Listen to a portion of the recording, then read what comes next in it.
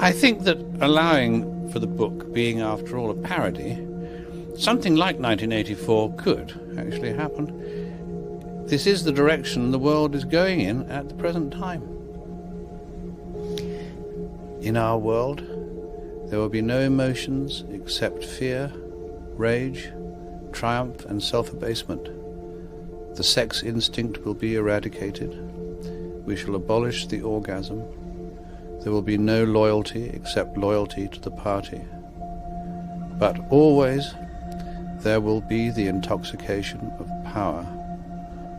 Always, at every moment, there will be the thrill of victory, the sensation of trampling on an enemy who is helpless. If you want a picture of the future, imagine a boot stamping on a human face forever. The moral to be drawn from this dangerous nightmare situation is a simple one. Don't let it happen. It depends on you.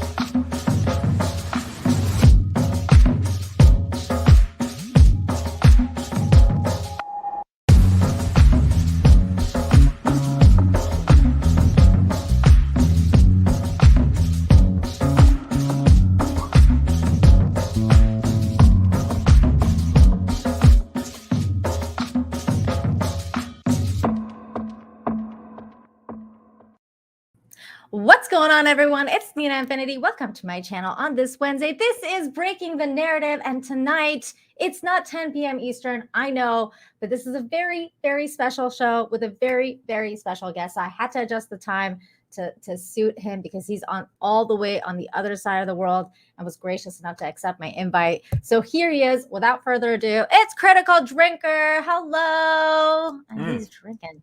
Like Sorry, you caught me having dinner there. Yeah, hello, Nina. Pleasure to be on here. How's it going, man? Hi, it's going good. I'm so happy that you're here. So thank you for being here tonight. Yeah, it's always a pleasure. You were gracious enough to join us for open bar, so I had to return the favor. Gosh, of course, that was an awesome ladies' night because it was a bar with two very handsome men and a lot of beautiful ladies, and I was all into it.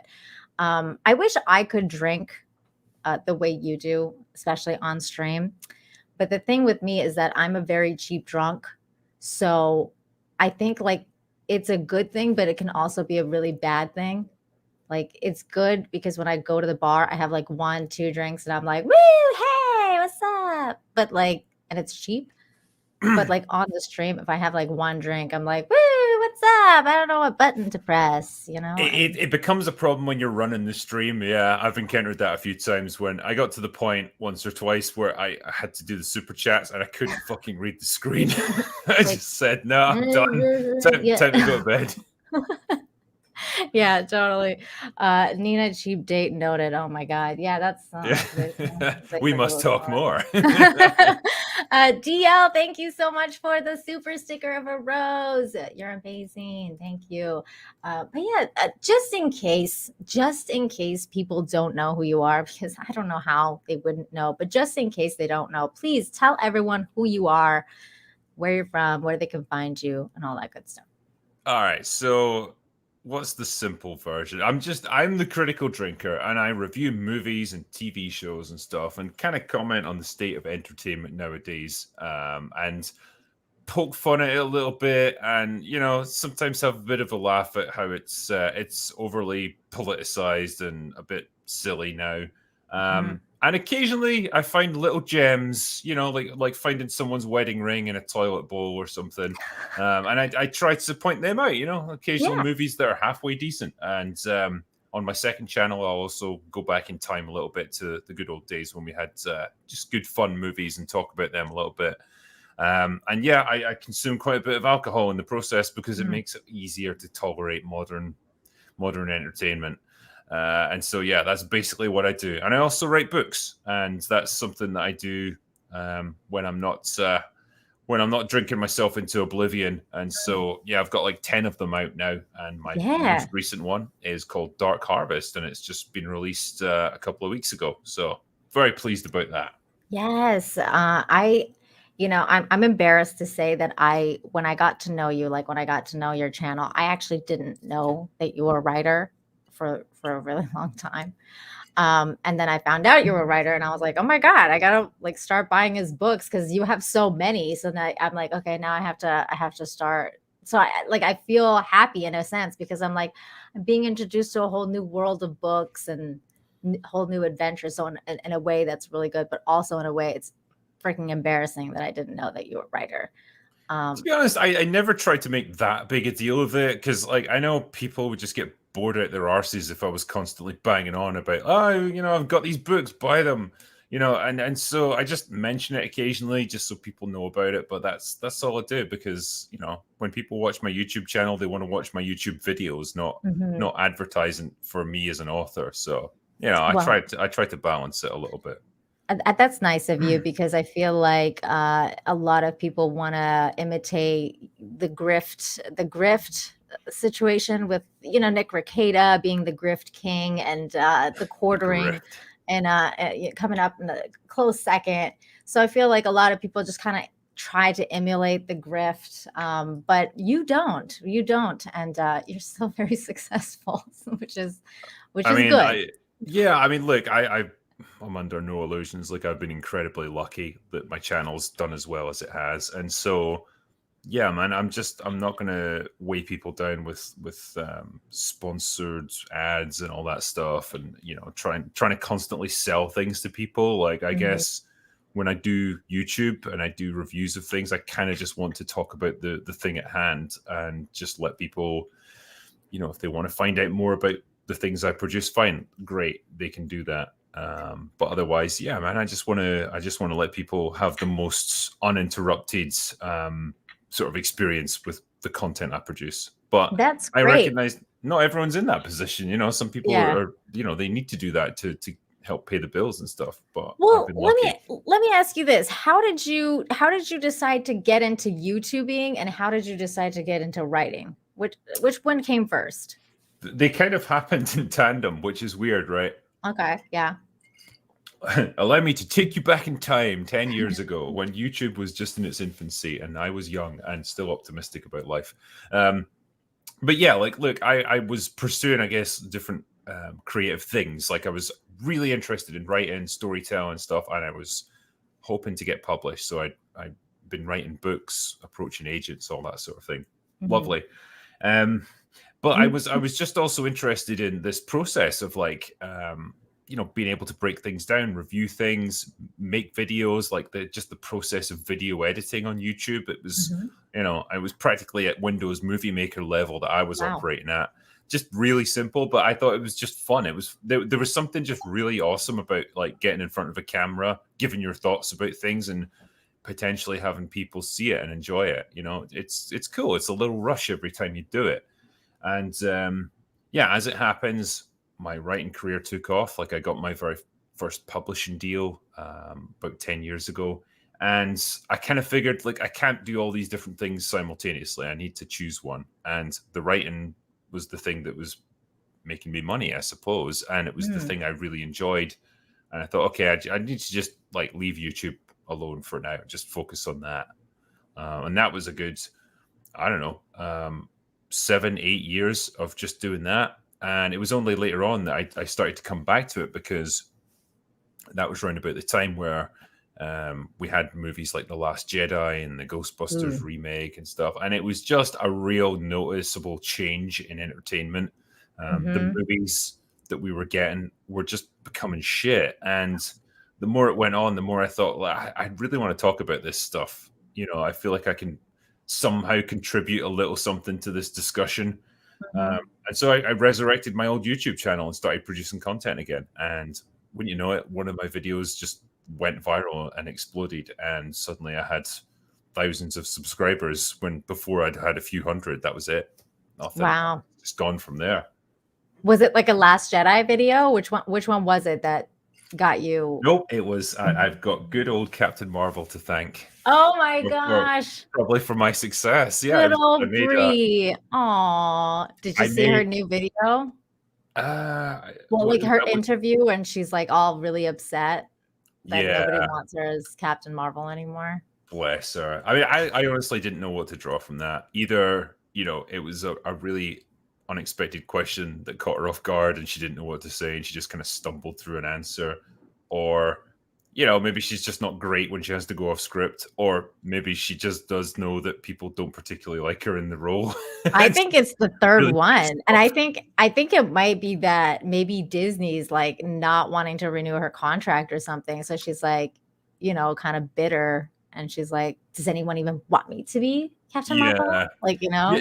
And the thing is, right, you could make a joke out of that you could diffuse the tension there by laughing a little bit or like, just cocking an eyebrow or something to Yeah. just show like, yeah, I'm joking, but there's a slightly serious undertone to it. But like she was just dead serious and there was this couple of seconds of really awkward silence. Like the interviewer was like, oh fuck, I don't know what to say. I swear that the red carpet interviews give you like the best content too for YouTubers. You're like, oh my God. It's just like every time Gary like does Ring of Power videos or any of those videos, it's like a lot of it comes from the red carpet about these actors just going off script. Yeah. That was one of my favorite videos from you actually was the one that you did about, I think it was the death of the celebrity. And how like basically celebrities need to shut the fuck up. Like if they could only shut the hell up, maybe things would be different. But with the social media and knowing what's on their mind, things have kind of changed now with regards to their relevancy, really, because things have changed. Well, I mean, the problem with social media is that it allows people to voice their innermost thoughts, like unfiltered, and just whatever pops into their head, you can get on your phone and just type that out. When you're a celebrity, though, like you really shouldn't. It's that old saying of like, it's better to remain silent and be thought a fool than to open your mouth and remove all doubt. It's like, Yes. that's what they're doing every time they open their mouths. They show how dumb they are and so how disconnected they are, and it's like just. Do what Kurt Russell does and just say, I'm not getting involved in any of that shit. I'm just an actor. I play roles. That's it. Just a court gesture. Yeah, That's it's like I'm not a political pundit. I'm nothing like that. I just I do my job and that's it. They're all political pundits now. It's like somehow like this, the celebrities are somehow like because everything is political now in one way or another. It has to be political. Because it's just It so really divided. does, yeah. I think Jennifer Lawrence did an interview recently where she's like, I won't even date someone who isn't political. Yeah, like, I read that. I read that. And I just thought, Christ, you must be a fucking barrel of laughs at parties. Yeah. It's like, I just want to get drunk, man. She was saying the same thing about her family too. She was like one of those people that was like, yeah, like my family is like a bunch of Trumpers, so like we don't get along, and like now I've decided to like cut them off from my life because they're Trumpers. And I'm like, dude, why? You can have a relationship with your family without politics. Your politics doesn't have to be your entire identity of who you are. But I genuinely think it isn't for people like her. I think for the most part, she wouldn't give a shit about who's in the White House or anything. She just pretends to care because it's cool right now. It's like the current thing. You got to support current thing. Of course. When you're an actor. Like, as far as they know, there's real currency in that. It's like, you've got to be a political activist, like doing your part for the cause. And like, you're the exact people that like the real people of the country are like rebelling against, because it's like you're a privileged elite asshole like who's never really worked a day in their life. Like what do you have to identify with other people with? Like, you've got nothing. So like it's just performance. It's like their whole lives are just an act, Yeah, you could say that. That's pretty accurate.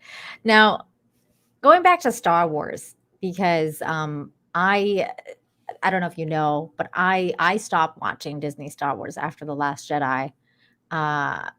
It broke me completely.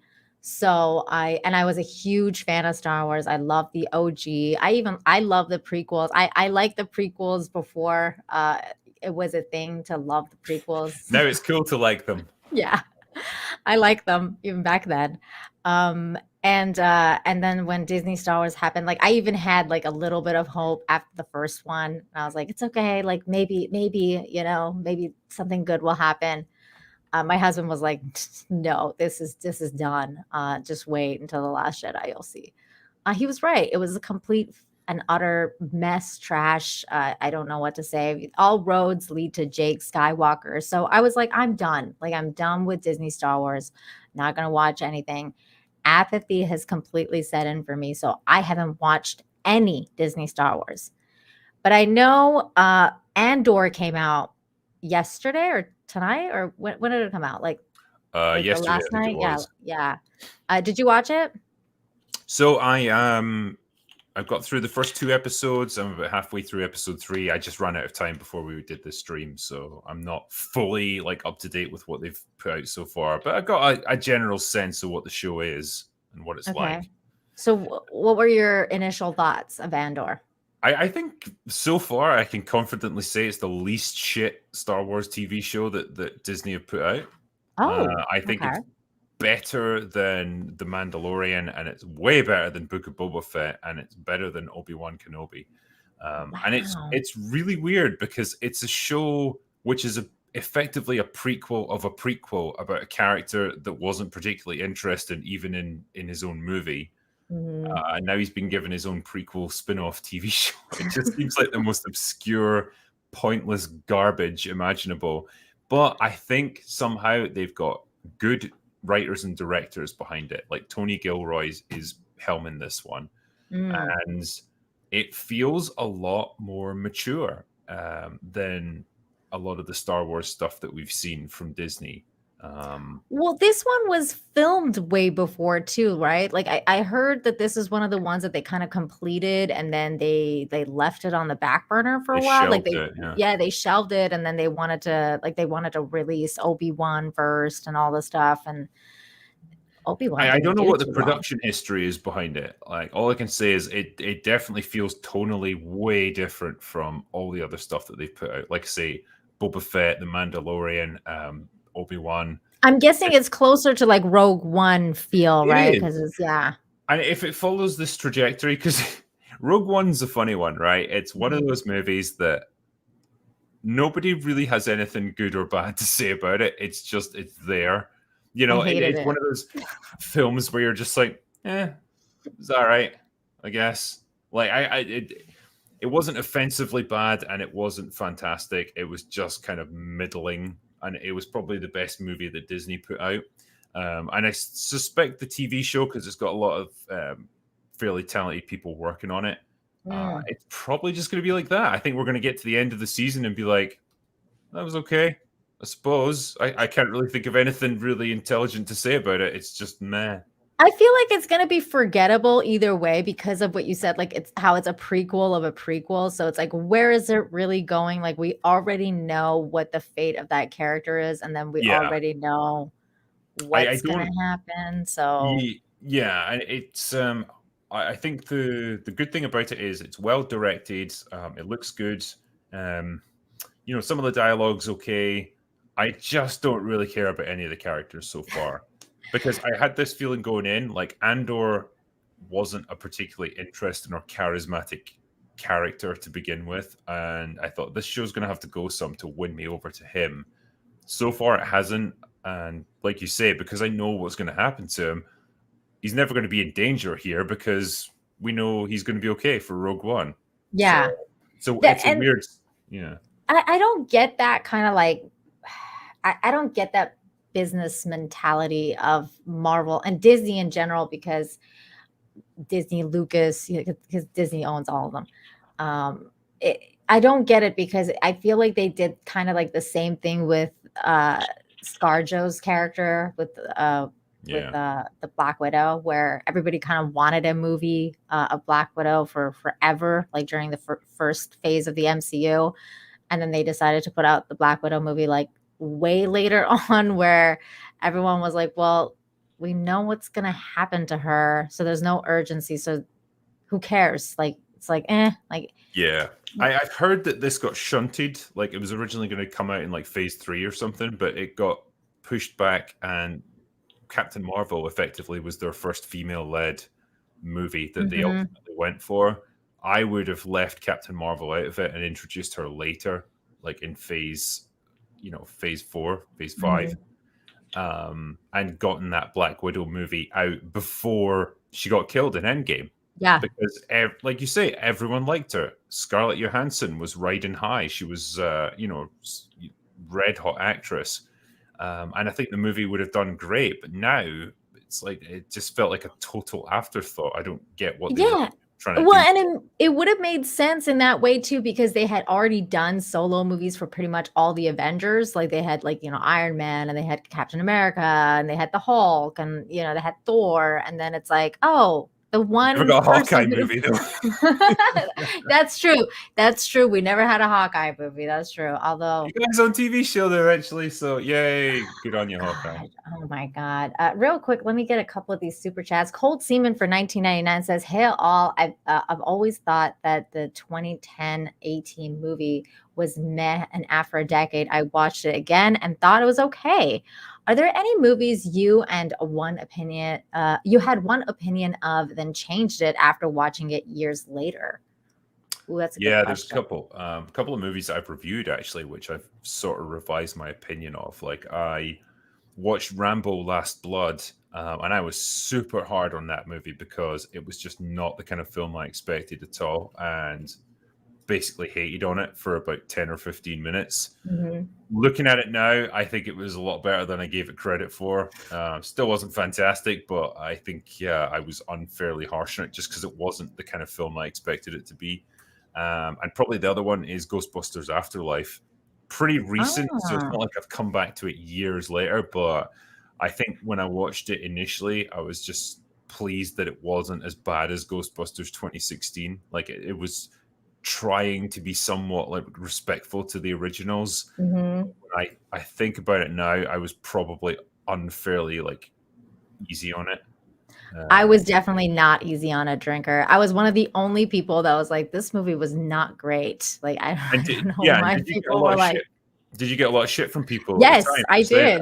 I did. I was like, I mean, you can still go back and watch the stream. There was like, I think Minority Home was the only other person that was kind of like on my side, being like, well, it wasn't perfect, but like a lot of people were like, what are you talking about? This movie's amazing. And I was like, we literally got the actual Ghostbusters for like 30 seconds, and that was nothing. It was freaking awful.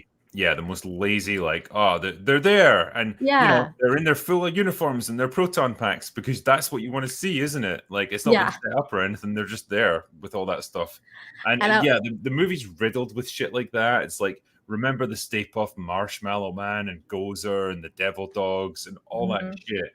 And I think Red Letter Media really nailed it, because they were furious about it. Like, because they could see how people were getting manipulated, and they're big Ghostbusters fans, and they were just absolutely tearing out a new one. And I didn't like how they had like the Dan Aykroyd character being a complete and utter took off on his friend and like didn't support him, and I was like, this stuff is so out of character. Like, I don't understand why people were like praising this movie, because just everything was just so out of character for so many of them. And I was like, I didn't like the whole deadbeat dad thing. And, the kid didn't even have a dad. And then it's like, oh, let's like replace her dad with like this teacher who's also an idiot. And like, I felt like all the men were just completely retarded in that movie. I think it was just, they got enough of the good stuff in there to fool people. It's like, it's Jason Reitman, Ivan Reitman's son. So it's like a real feeling of continuation. And it's disregarding the Ghostbusters 2016 reboot movie, and that's what people wanted. They wanted that wipe from the canon. And so that's what they got. But it's like, the film itself still has to be good. And what we got was just member berries, really. Like, it reminded me of the Luke Skywalker thing, because everybody was freaking out when Luke Skywalker came back in Mando, and I was like, because I didn't watch it, but everybody was like freaking out. Yeah, I was like, God, I remember that. It was Oh it was well. weird because I saw so many different reactions to it. Like some people had tears in their eyes, like it was such an emotional moment for Like them. Anna, I watched her react to that live, and she was just bawling her eyes out, and Yeah, I was like, and "Oh, not to take anything away from them, because sometimes you just have that immediate gut reaction, and it's yeah, not of course." No, it was so breaking it sweet to down. watch her react like that. I was like, "Oh, she loves him so much." Yeah, I just felt bad for I her. think for so many people, like because they saw The Last Jedi, they just wanted to see the actual Luke Skywalker they remember Mhm. being awesome, and that's what they got, and it was just giving people what they want, and Yeah. that was enough for a lot of them. But then I watched things like EFAP reacting to it, like Mueller and the other guys, and like they're very analytical and stuff. They're not going to get swayed by Mhm. petty emotions, and so they were like, "This is fucking stupid. Not Thank been set up God. or anything." And so yeah, you get such different ends of the spectrum, and I think Mhm. maybe I fell somewhere in the middle. Like I could appreciate that it was a nice little love letter to the fans. Just Mhm. give them something they want for once.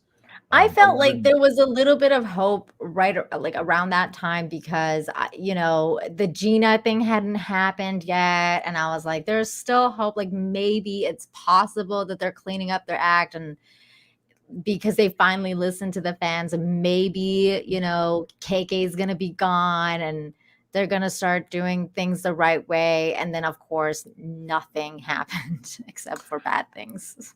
Yeah, and this is the point where I just stopped listening or paying attention to any of the rumor mongers saying Hmm. like, oh, behind the scenes revelations, KK's been fired and Yeah. John Favreau is taking over and all that stuff. I was like, well, fuck off, right? I'm not interested Yeah, I anymore. was done too. I was like, nah, it's not happening. Yeah, We got another super chat here from Sasa Matas. Thank you so much for the 5. Says, help Nina and Drinker. Can't stay long, so take my money now. Also, Drinker, please watch and review Cyberpunk Edge Runners. I've heard that's good. I've heard it's really good too, and I'm a huge anime fan, so I'll definitely watch it. Did you play the game? No, I didn't really play any Cyberpunk I because played the whole thing. I heard it was shit when it came out. It was all riddled It with bugs. was. It was shit. I It's played the like whole thing when it first came out, but I played it on PC, so I didn't have a lot of problems. But I think that what really kind of struck me as the worst thing about it was the AI, because I'm very used to playing like stuff like Grand Theft Auto, Red Dead Redemption, things like that, where the AI is just like so good. And the AI in Cyberpunk was so bad. It was bad. Like I was like, why are you releasing this game? It was not ready. It was not ready to be this is released. the problem, right? Because I'm sure in the months since it came out, they've quietly fixed all of these problems, and it's probably Yes. quite a good game now. But it's like none of that's going to get the headlines. Like all people No. are going to remember about Cyberpunk, it was this massive fucking disappointment because it was riddled with bugs and it clearly wasn't ready. Yeah. And But it's like with games, man, it's like I don't know. I miss the days when you didn't have the luxury of patches to fix everything later. mhm. Yeah. You had to basically ship the game ready, and if there was bugs in it later, it's like, well, you're shit out of luck because like that's the Yeah. only version you're gonna get.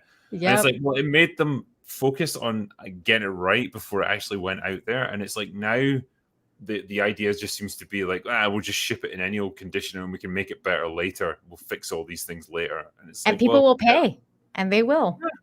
Yeah. It's mediocrity is setting in for like literally every single I mean, field. I think I'll give Sony credit because like when Horizon Forbidden West came out, Uh-huh. um, that had loads of bugs like I early want to on, but play they that. fixed them really quickly, Oh, like that's on the good. fly. Um, I haven't played the second one. I played the first one, and I heard not very good things about the second one. So I was like, "Ooh, I think it's good up until the ending. The ending's completely tacked on. It's like they didn't oh, quite know how to end it, but yeah, the general sort of world building and exploration is really good. oh, that's good. Yeah, I love the world building and the story and stuff. I thought it was really really good. But I heard what one thing I did hear about Cyberpunk is that the Edge Runners, because it's so good, it's actually caused people to go and buy the game and Oh, want to okay. play it. So it's that's a positive, I think. Is this going to be an Arcane kind of situation where people get Yeah. into League of Legends because of that show? I think so. I think so. I think people are like, "Oh, this is really cool. What the hell is Cyberpunk about then?" Because I heard it was trash before, and then so they've gone and played it. Apparently, it's good. So that's good. Yeah. The Uber Geek for 5 says, "All you've done, Nina, is adjust your show to the correct tune." He means time. Um, Thank you for that super chat, Uber Geek. Now, since you're in the UK, here's another one. Serial Martins for 2. Thank you. Drinker, what genre would you label your book? Horror / action / thriller / comedy / romance. It's like, That's a lot of genres. cut the comedy and romance out of it. Yeah, it's an action thriller with some horror elements. That would be It's like an umbrella. It's like an umbrella. It covers like all. I think that's it. Yeah, because I'd always wanted to do a zombie type story, or at least have elements of that in it. Ever since playing all the Resident Evil games back in the day, and then watching like 28 Days Later and stuff, just like, oh, gotta have that in a story sometime. And so this was my chance to do it. That's awesome. But yeah, so like since you're in the UK, something really massive actually happened there. Your queen passed away. So I'm sorry for your loss. I don't know if you care at all about the monarchy or not, but I liked her. I thought she was a very lovely woman. And so I was sad. I was sad that the queen passed. How do you feel about the monarchy? Well, I mean, it was a funny one when it happened because we were doing an open bar that night, and I'd just been out doing a bunch of stuff. Like we'd heard the news reports that she was ill and her family were flying in to see her, and I was like, "Oh, this doesn't sound good." Yeah, that's what I heard too, and I was like, "Uh-oh." And I was away from my phone for a little while, and then I kind of got back to it, and like the first thing that I saw was a message from Mauler saying, "Wow, this changes the tone of tonight's stream, doesn't it?" I was like, "Ah, shit, she must have died." Fuck. Oh no. And so yeah, we kind of discussed what to say and do. It's like, is it disrespectful to even go with this or whatever? And we thought, well, no, there's like people have sent super chats already. There's like 1,000 people waiting. We'll do it, and we'll just start without doing the jaunty opening or anything like that, and we'll just sort of acknowledge what's happened. Because yeah, for people in the UK, there was almost like your feelings about the monarchy, but then there was the kind of personal connection to the Queen herself. It was almost like this like lovely old grandmother that everyone wished they had. And that's kind of what she was seen as. Damn, man, she was old even when I was young. When I was a kid, she was there. Yeah. Throughout my whole life, it had been like the Queen of England. And so, yeah, like I don't consider myself a particular like monarchist or anything like that. I'm not really like super for or against it, but like I recognize it. It's like a big part of our cultural heritage here in the UK. Absolutely. I know, like, I guess Americans don't really have an equivalent to this, but like it's something that a lot of people care a lot about. And yeah, I quite like them, I suppose, and I quite liked her. The things that she'd done and the symbol that she was. Yeah, I think that was something that will be missed, I guess. Absolutely. I mean, I watched Russell Brand's video on her, and my thoughts were really, really close and resonated with him as well, because I respected her for like what she did because of how the power was thrust upon her because, her uncle abdicated the throne. And I think the history and her history was just really fascinating. And I think that she meant a lot to a lot of people.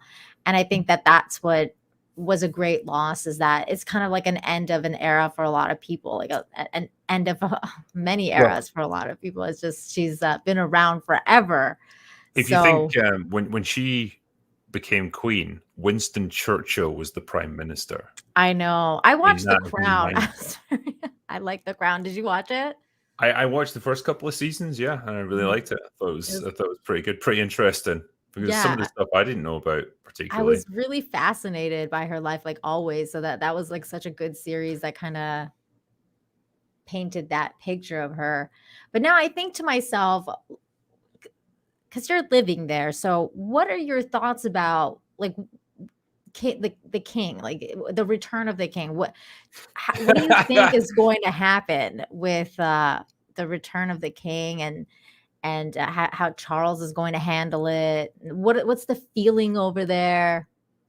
I mean, honestly, man, I think there'd been actual talk about him potentially abdicating it, because at a Mhm, certain point, I think he was feeling like he was too old to take on the role. Like he's like mhm. mid-70s now, um, and he was almost like reluctant to do it. I think he wanted to abdicate in favor of William, but yeah, he's taken it up, I guess. Well, So we like no. that's what I thought too. Like I thought that he would, but at the same, like a part of me thought that he would, but a part of me thought that there's no way he's going to, because he's wanted to be king like all his life. So No, he I don't think he was ever particularly. It's not like he was like a guy sitting there like, oh, come on, when are you going to die? So I can become king. Like, I don't think he had that attitude to it. I think he's actually quite a shy person, uh, mm, and not necessarily desperate to become king and have all that kind of responsibility put on him. I mean, I know it's mostly ceremonial now in the yeah. UK. Like, the monarch doesn't really have power as such, but um, yeah, like I don't think he's going to have that same personal likability that she had, because how can you follow up that? You know, Yeah. someone who's been doing it for 70 years, like you can't emulate that. It's Uh, impossible almost. I mean, I feel like if he had abdicated to William, because William is so well liked, like William and Kate are really well liked like across the world. So I think maybe it would have been like a little bit better for the I think so. UK. I think yeah, they would have been a more popular pairing. I think if he had just Yeah. said like, I'm gonna miss this one out because I'm too old to do this, and I think it's better that a young person He's takes young, over. yeah. Like He is like I think he's 40 odd, but like he looks younger than that. But Charles has taken over. Like he'll be king for maybe what 10, 15 years, and then William will take over that. So, yeah, and then George. So it is the return of the king for a so long time now. we're not going to have another queen for the foreseeable future, really. Yeah, and that's crazy to me, because that's just always been the UK's always been the queen, and now it's the king, and it's just so different. Yeah. But change can be good. Change can be good. So I guess we'll find out. I don't know. I mean, I wouldn't expect him to. I wouldn't expect him to do a huge amount. Like, it's not like he's going to come in like getting a new president or a new prime minister, and they're going Sure. to like, shake up the things that's going on. We're going to Can have a you different. imagine if he did? Like he's like, you know what? I'm gonna be a king, and like let's I'd love it if he just said, you know what, I'm going to dissolve Parliament and I'm yeah, going to I'm not gonna form a new dissolve one. So I'm parliament. just going to reinstitute direct monarchical rule. Do it, That would be Charles. fucking crazy though, dude. That would be crazy. Theoretically, he can do that. Yeah, That's he actually could. like it would never happen, but I think he actually has the power to dissolve Parliament and not form a new one, and so it would actually just be the king running the country. But yeah, I'm sure it would. So bizarre. That would be so bizarre. Jeff Simpson Scott, thank you for the 30. Says, thank you both so much for your awesome content.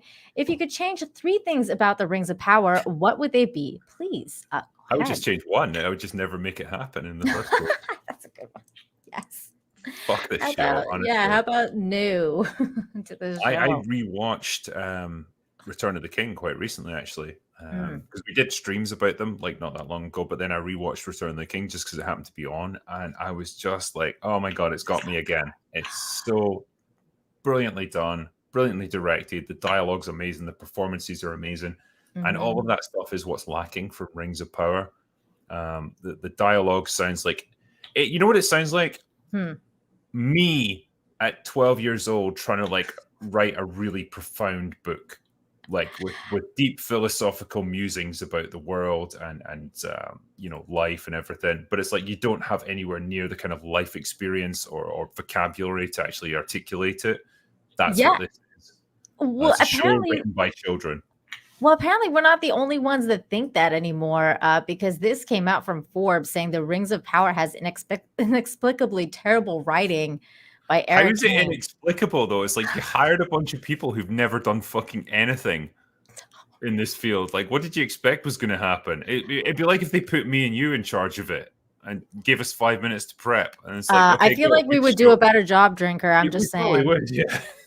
Because we're actually fans of Tolkien, so I think we might do a better job, especially you because you're a writer. I'll just be like, I don't know, add some cool effects. That's what Yeah. I would be like. More lens flare. But it's funny though because you know, there's been this conversation kind of around especially Galadriel, right? Like her character and how she's a Mary Sue and all that kind of stuff. So as a writer, what do you like? What would you kind of change in writing her, especially if you're trying to garner like the new audience, like the new generation? You want to introduce her to this character. You want to introduce her to this world. We know that there's been successful female characters written before. There's been many. So what would you do differently in presenting this world and especially her? This is a tricky one, right? Because with Galadriel, you know what kind of person she's going to become. Mm-hmm. Because you've seen her in Lord of the Rings. You know, she's going to become this like incredibly wise, powerful, almost ethereal being who's almost elevated above the concerns of mortals. But what you have here is, and this is the trap that writers seem to fall into every single time now when they write female characters. Just this gruff, arrogant, aggressive, unlikable arsehole. Who you instinctively don't want to succeed because there's nothing about her that makes me identify with her. There's nothing endearing about her. I don't care about what she is and what she's trying to do because she doesn't give me any reason to care. Now, you could fix that to some extent if you had her, because you could make the argument she's comparatively younger than she's going to be in Lord of the Rings, like by thousands of years. Yeah. In elf terms, you know, you can draw your own conclusions, but you know, you could say that she's driven and she's got her mission that she's trying to do, and she's kind of got tunnel vision about that. What you need then is for her to get knocked down a peg or two. You need another character to come in and at some point show her how wrong she is. And particularly when it comes to dealing with other people, like there's when she's dealing with the Númenóreans, she needs to win their cooperation, really. And it shouldn't be that hard to say, hey, wouldn't you know it, I got shipwrecked and I've landed here. You know, you could just do me a favor and get me back to Middle Earth. That'd be fantastic. I'm sure we could work this out. You know, it's not hard to be diplomatic in a situation like that. But even then, she has to be this like hard ass trying to like wave her dick around about how awesome she is, and trying to dominate the situation. It's like these people are people that you need to win over. You can't dominate them. You're just one person against an entire nation. But that's what she tries to do, and it just smacks of like really dumb, immature writing. A character as experienced as her would be smarter than this, but they haven't made her that way. And so, yes, so much of this show just suffers from I can see how stupid and incompetent the writers are. Yeah, to every character. And it's interesting that you say that, like, you know, how a character like her would have to kind of be brought down a peg or two, just so you can like show that evolution of her character. Yeah, you make a mistake. You start off with a bad worldview. You make some mistakes. You fall because you've got fucked over. You learn from them. You become a better, stronger person as a result, and a wiser person. But that's not happening. It's interesting though, because I feel like that's kind of what a lot of modern writing has fallen into now, is because they want to do this kind of like feminist writing, or just this like gender identics or gender politics or whatever you want to call it, where a woman cannot be bad in any way, one, or two, they cannot in any way be told by a man how to do certain things or whatever. So like in her case, for example, like you can't have Elrond be that kind of figure for her, or even her brother, or someone that's a male counterpart. And you could see this kind of like in She-Hulk. You can see it in all sorts of Marvel content as well, because you just can't, like, even in Doctor Strange, like you in Doctor Strange you can have, Wanda, or what do they say, like in WandaVision they said that Doctor Strange couldn't be her mentor because we can't have a white man teach women things anymore. So it's that ideology and that message that I think is kind of really stopping writers from exploring these characters, and especially these women, because women can be really fascinating characters. We're a mystery, Drinker. I'm sure you know that. I can't. Have you They're a been able to mystery to figure me, out that's for women? damn sure. No, this is exactly what I've touched upon in so many videos, really, where you can tell the rules that the writers are having to operate under, because you can look at any situation where, for whatever reason, a man and a woman come into conflict. If it's been made by Disney or Amazon or whatever, I pretty much guarantee you in every one of those situations, whether it's an argument, a debate, a difference of opinion, a physical fight, the woman will always come out on top. She'll always get the last word in. She'll always have the correct opinion. She'll always be able to outperform or out-argue the male in every situation. And so, one, it's boring as fuck for the viewer, because you know exactly how every one of these situations is going to play out. It's like, of course, the woman's going to have to come out on top, because we can't ever criticize them in any way. And it's shit for the writers, I imagine, as well, because the elements that you would want to add into a story to give your character some development, making mistakes, learning from them, learning from other people, having mentors, you're not going to be allowed to do that. You can't have that. And so what you end up with are these unlikable characters who say and do really shitty things but never get called out on it. And so that's the frustrating part for, I guess, the writers and definitely the audience, where there's no learning experience for these characters. They're just kind of left alone. And it's like, they're treated as infallible. Yeah. When what you're being shown is the exact opposite. They're kind of shitty people making bad decisions and saying stupid things, but nobody ever just points that out. And you're always like waiting for that character to say, wait a minute, what you've just told me is complete bullshit, and here's why. But it's like, that'll never be allowed to happen, So, yeah, and I feel like there's just generally speaking about Rings of Power, like, I feel like there's really nothing likable about it. Like, in terms of like especially the characters, like okay, sure, you can say it's pretty in some shots, but in terms of the characters, like, it's like when you have a show that's, I think it's already halfway done. It's like we already have 4 episodes. I think it's 8 episodes long. When you've had half of the show out already of the first season, and like I would ask you, like, hey, who's your favorite character so far, and you can't really name one, you have a problem. I can't name a single character in this show that I really like. Maybe Elendil, just because he seems like a pretty decent man. I think he's played by a good actor, but that's pretty much it. Yeah. None of the others I particularly care about. He was the most, like, the best one. I mean, for me, there was like some surprise performances, like by the lady that played Disa. I thought, at first I was like, oh, I don't know. She's fine. I mean, she was all right. She's just playing a kind of homely character, and she seems nice enough. Like, it's weird because the actress was probably the most annoying out of everyone, like constantly banging on about how this is everything for people of color. Yeah. Whatever. I mean, she was insufferable, and I was like, she's gonna be terrible probably. And she was pretty much the best one, at least from the first 2 episodes, because she was, the ones that were like in the first 2 episodes. Her Scottish accent is a bit like Scotty from Star Trek. Like, did you like that leg flash in the last episode? I was like, what? Like, what is it? Oh man, Gary totally messed with my head, right? Because he put that in his thumbnail, and it honestly looks like a giant dick. I can't unsee it now. I can't unsee it either. And there was the funniest part was like when she's talking to her kids, and I'm like, where are her kids? Like, it's not like you didn't have a budget to show us these little dwarf kids. Like, they don't even show us the kids.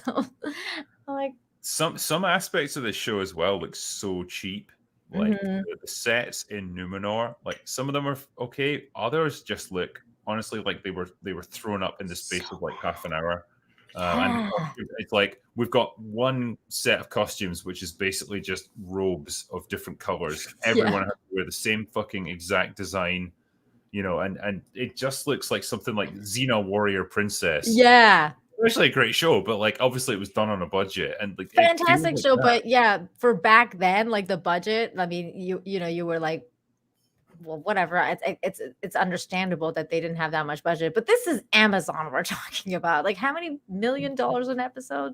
Something ridiculous. Exactly. If the show cost $1 billion, like I would expect everything to look like a fucking movie. Like, yeah, like there was that one scene in the last episode where not Elendil, what's his name? Isildur is on the boat, and he hears like his mom's, not his mom, somebody's voice calling to him from the west or whatever. But that whole scene when he's on the boat, like I was like, oh my god, it's so clear that it's green screen. Like it's just so badly done that I'm like, yo, you could have done a little bit better. It's just like She-Hulk with She-Hulk, and you're like, oh, like there's just some shots in She-Hulk where you're like, oh, that is bad. Any shot, well, I noticed it when she has to walk through offices and stuff, like when she's in She-Hulk form, and it's like she walks like a PS1 character. It's so jerky and awkward and just completely unrealistic. Yeah, totally. Did you see the last one, the last episode? I think I'm on episode 4 or 5. The last one I saw ended with her twerking with. Okay, yeah, you haven't seen the new one then. Stallion. Yeah. So yeah, I haven't seen the most recent one, and I'm trying to muster up the courage because I kid you not, the only reason I'm watching this show is because I'll eventually do a review of it, and it's just like a train wreck.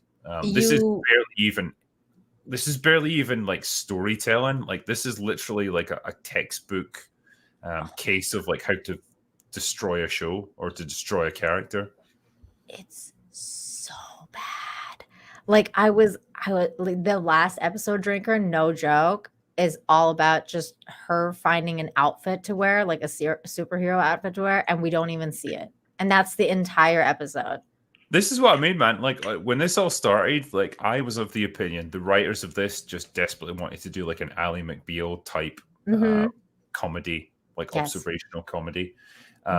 And they were like, the only way we can do this is if we do this stupid superhero thing. So whatever.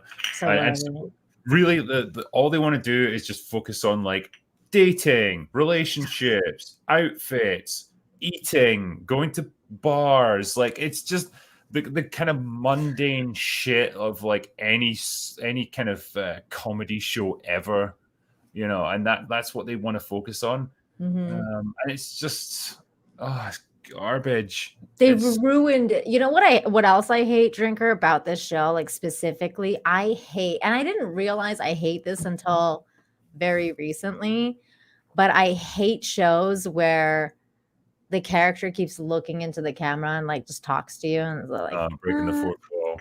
I fucking hate it. Like I was like, this is I just feel like it's so amateur and just I don't know. It's just trash. It can work, but it requires you to have a really charismatic actor and have them make some really witty observations that are funny and actually justify the effort. And this is just literally, we're trying to be clever. That's all you get from it. There's no particular purpose to it. And it's done because She-Hulk in the comics did it. That was what made her stand out. Like, she was aware that she was just a character in a comic book. And so it was kind of fun, but like that was written by talented writers. And I think the character was apparently quite popular because she was kind of like raunchy and she was aware that people, wanted to see her in the bikini and stuff. And fine, you can play with that. But obviously you're never going to get that in a Marvel show now because you can't. I think it's more like It would work if it's done in moderation too. Like it's one of those things where I feel like if it happens once, it's like, oh, that's fun. Oh, it's like, oh, you get that look once in a while or whatever. But it's like all the time with this show, and I'm like, dude, ooh. With what I've seen so far, and this is where I would disagree slightly, is like I feel like they don't really play into it enough. Like I would rather they either didn't Oh, do it at all or they did it a lot, like, and really like leaned into it and make it like an ah, integral part of the show. As it is, it'll happen maybe once per episode, and like it's so infrequent that you kind of forget that it's a thing, and then it happens and it's really jarring, and then it just goes back to like normal. And I don't know, man. I just feel like either you go all in with this stuff or you don't do it at all. Like this show mm, feels like it's just doing it half-heartedly. that makes sense. That makes sense. And that's how I feel about it too. It's that half-assness. Like if they leaned into it, like it's like pick a side, bro. I don't know what you're doing with your show here. But Jeff, I think that I agree with Drinker. Like, just don't make the show at all unless you're going to stay true to Tolkien and the characters. Yeah. But if I'm going to change 3 things, it would be recast Galadriel at least. That chick, just no. Um, She makes some interesting choices, like creatively in this show. I and mean, I don't know if it's just performance-wise, she doesn't quite have the range that she needs, but she's basically got two expressions. She's got like angry scowl and like sneering condescension, and there's not resting really bitch much. face. Pretty much, yeah. Yeah. I think you saw that weird scene where they go horse riding, and it's meant to be like this wonderful shot of like an elf like reconnecting with nature and elation, and it's like she's about to go into battle. She's got this weird snarl on her face. Like, Dude, what? No, that wasn't a snarl. That was the first time she was happy because she was having an orgasm on that horse. That was the only time that she was having fun. I was like, oh my God, she's definitely riding that horse really to her utter enjoyment. And finally, because at least we got to see a smile out of her. well, I know, and this is it. This is the weird thing because, like, there's a bit slightly later on where she thanks Elendil for taking her to the library because she needed Mhm. loads of information there, and she's obviously captivated in wonder by all these elvish texts and stuff, right? And she's trying to thank him, but she like looks at him like this. Thank you for taking me to this place. It's like she's fucking raging at him. Like, She what was the was- actor doing? She was mad. She had to thank him. And then did you notice at the end of the last episode when he's like, God be with you or something like that, as she's like leaving to go to the boat, she's like totally snubbed him. She didn't even say goodbye or like, hey, Like, thanks for like fuck being you, the asshole. only nice person to me while I was here. Like, nah, just totally ignored. Like, fuck you. Yeah. But yeah. Oh, the other thing I would change most definitely is just fire your entire costume design team. I don't know who was in charge of the costumes in the show, but it all needs to change. Like, and whoever was like the design for the elves, like haircuts, just everything to do with the elves needs to change. We cannot have Elrond with that weird haircut and all of that stuff that's going on. Just all that needs to go. I don't care. You mean you Change it didn't all. like Don Lemon with his slick fade? No, no, I didn't. And also, yeah, like that's the other thing. They said that they were hiring a intimacy coordinator or whatever. They needed to teach those two like a little bit more of how to actually be intimate and how to care about each other because I get nothing. I got nothing. There's no passion. There's no chemistry. We needed more chemistry from those two. Yeah, I don't know what he was going for as an actor, but it's like, yeah, it's like watching two fucking like planks of wood getting Yeah. like rubbed up against each other. Like that's all you get from it. There's no chemistry, like you say. There's no like sense of longing between them. It's like Nothing. two actors just literally met each other in that moment for the first time when they did that scene. And Yeah. it's weird. And it's weird because they're trying to like kind of be like, oh, they're the new Aragorn and Arwen. And I'm like, every time I watched Aragorn and Arwen, I was like, there was so many feelings, that it invoked, or like when Arwen was like just, like when she was just wandering about the future. Yeah, she has to make the choice between like immortality with the elves, leaving him behind, or being with the man she loves, but watching him inevitably grow old and die, and her being trapped in immortality. It's a hell of a decision for any person to make, but you absolutely feel for her in that moment. And partly because they both give great performances, which you don't get from this show. It's amateur hour, man. And the best way I could liken this is like they were given Tolkien's work or his world as like some canvas to work on, and they just like fucking splodged finger paintings on it. Like that's the best that they could do with it. And it's just so what an absolute shit show. Now, have you watched Cobra Kai season 5 yet? Yes, so I've got a couple of episodes to go, and still loving it. They've interestingly they've leaned slightly away from comedy, and they've gone more into like almost epic drama. Like now we're into like full on, we're fighting for the fate of the world here through karate.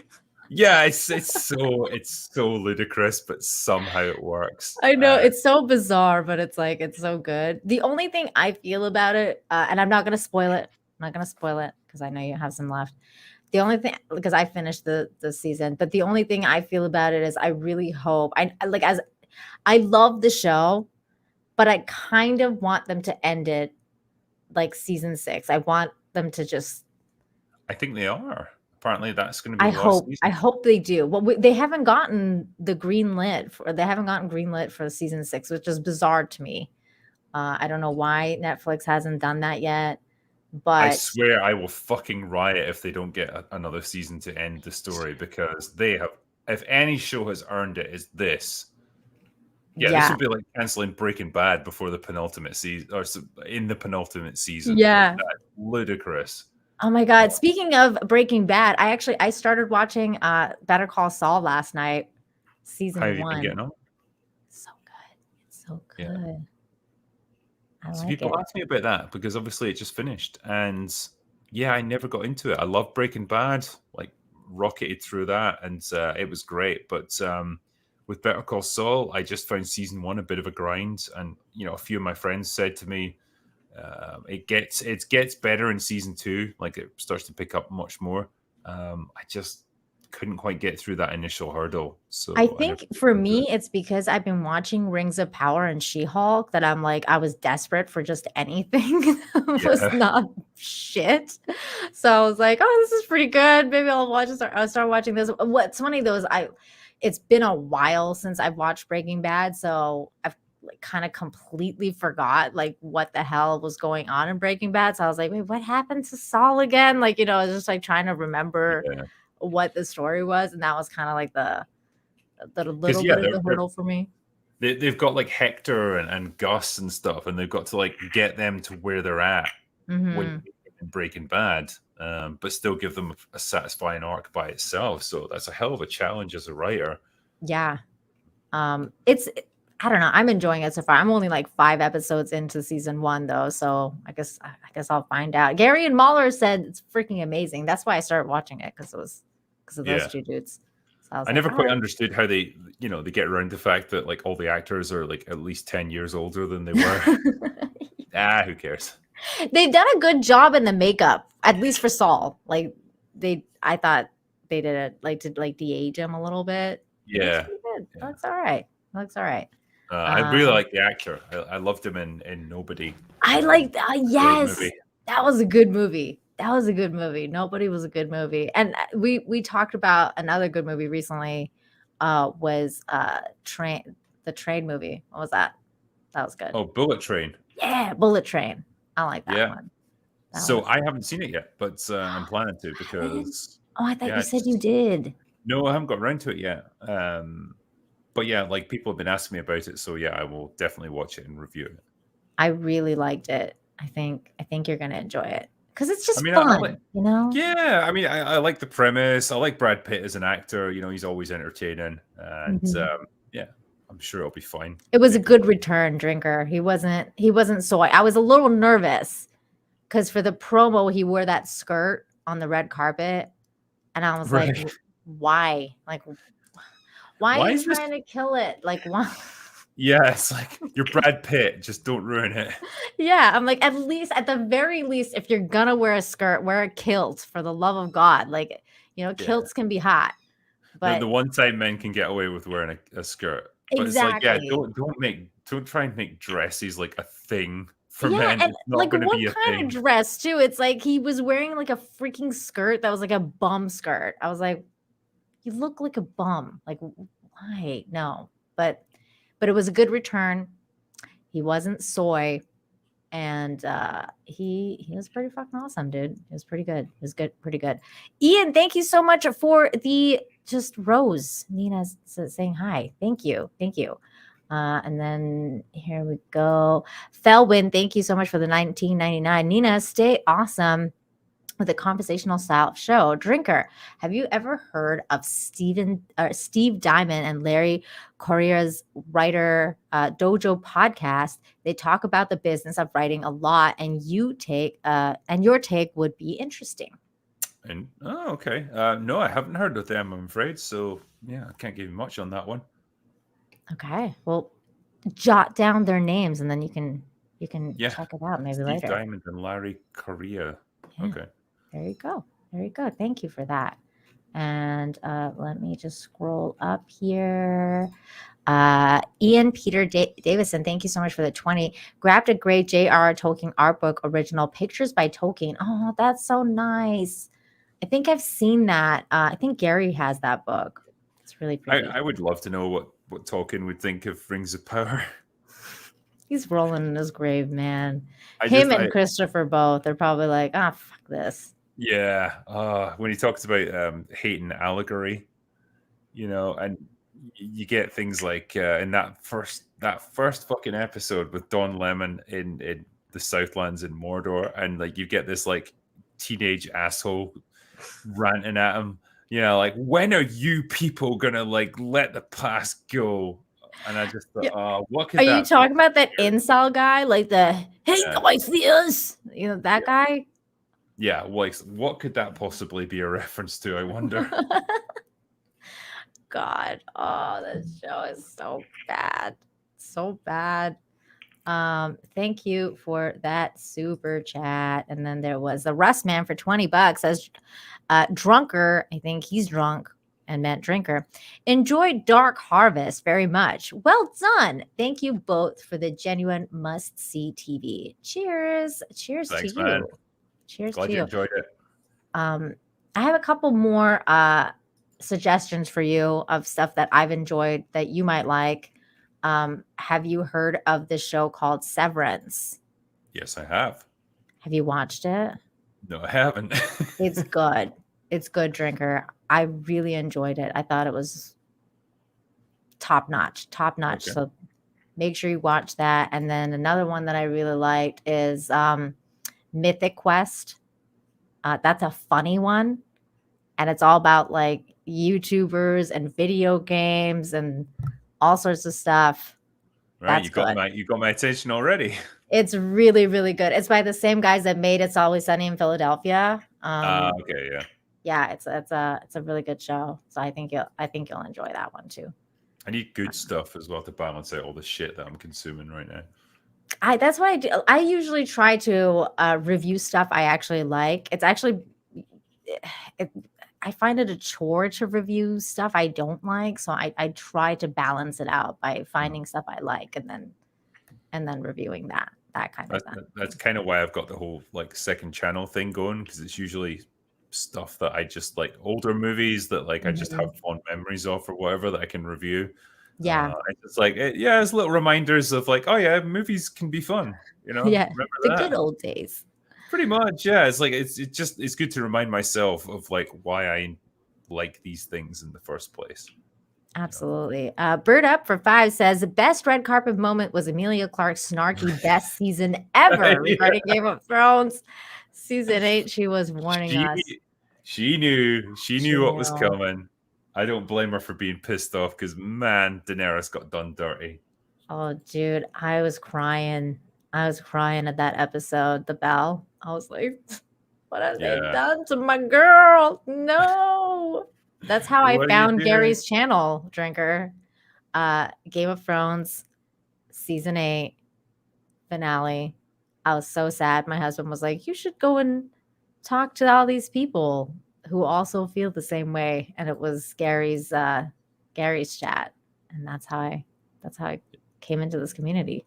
Season 8, like, Yep, it brought a lot of people together, in it their did. united hatred of that show. Just like The Last Jedi. It's like that's Rianne Johnson united a lot of us. Well, Muller and I were discussing this, right? And we were saying, as much as things like The Last Jedi gave us our start, like our kind of generation of YouTubers, there's a whole new generation that are coming up as a result of Rings of Power. And they're going to Yeah. get like so much recognition and attention because of this show being shit, and like them being able to articulate the problems with it. And I think it's great Absolutely. because like each new disaster, entertainment wise, just gives rise to a whole new generation of content creators. That's so true. People like George, the Giant Slayer, who gifted 10 memberships to my chat. Thank you so much, George, the Giant Slayer. I don't know if you had the pleasure of hanging out with George or not, but he's freaking awesome, and he's really into Lord of the Rings lore. So his channel like took off about Lord of the Rings and Rings of Power, about what's going Nice. on. So he's amazing. P46 for 10 says, "Drinker, ever thought doing a why movies suck with the idea that writers don't have real world experience? Many writers in the past served in war or wrote scripts inspired by life experiences, like George Lucas, for example." P46 continues for another 10. "An example is Brian Doyle Murray in Caddyshack being ex-caddy." Yeah. So yeah, this is something I've talked about before. I've already done a video about like they feel like they're written by children, people with the minds of children who haven't really encountered adversity. But you're exactly right. Guys like Gene Roddenberry, who wrote, he obviously created Star Trek, served in World War II. A lot of the writers that were on his staff for the original series, they'd served in Korea, they'd served in Vietnam. They understood like the military chain of command. They understood like how people perform in high stress situations, and they could bring that experience into what they wrote. Now, the writers that we have nowadays, like the most stressful thing that they endure is like someone misgenders them on Twitter or they get their Starbucks order wrong. It's not quite the same, and Not at like all.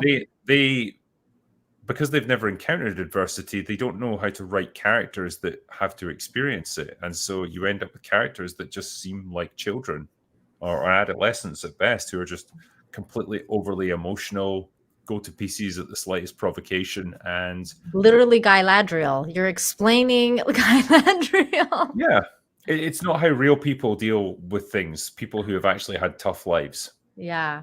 You know? Very good point.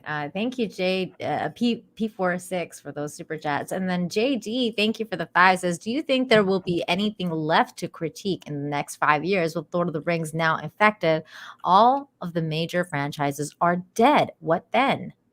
We reboot them and they get done again and again and again. That's all that's happening. Like we're not creating new things anymore. We're just rehashing the past. Marvel are already like they're planning to reboot the Fantastic Four, the X-Men. I would say give it another 10 years or so. They'll probably just like rehash everything. They'll just start off with Iron Man all over again with a They would have to, man. I mean, especially the MCU. It's like, I mean, that should it's in the garbage. It's done. They have to redo it again.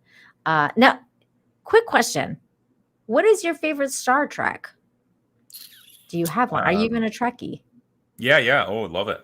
I was more of a Trekkie than a Star Wars fan when I was a kid. Too. I had to pick between the two. It was only in my later years that I really got into Star Wars. But like favorite movie or favorite series? Favorite series? Yeah, so favorite series are probably The Next Generation. Like, I know that's the mainstream answer. I know a lot of people are going to say, well, Deep Space Nine was better, but that's me. Yeah, it probably was, but like, I don't say it's better because it's different. It's very different. It's just, I just like DS9 more because it's more gray. Okay, but so you like TNG better. Who's your favorite captain? Is it Picard? No, it's Kirk. Kirk's my man. Yes, the Much as ladies' like man. Picard was probably the better diplomat and stuff, like, oh, there's just something fundamentally awesome about Kirk. And I tell you, he really came into his own as a character in the movies. You know, the Mhm. Wrath of Khan, the undiscovered country. I'm like, holy So shit! good.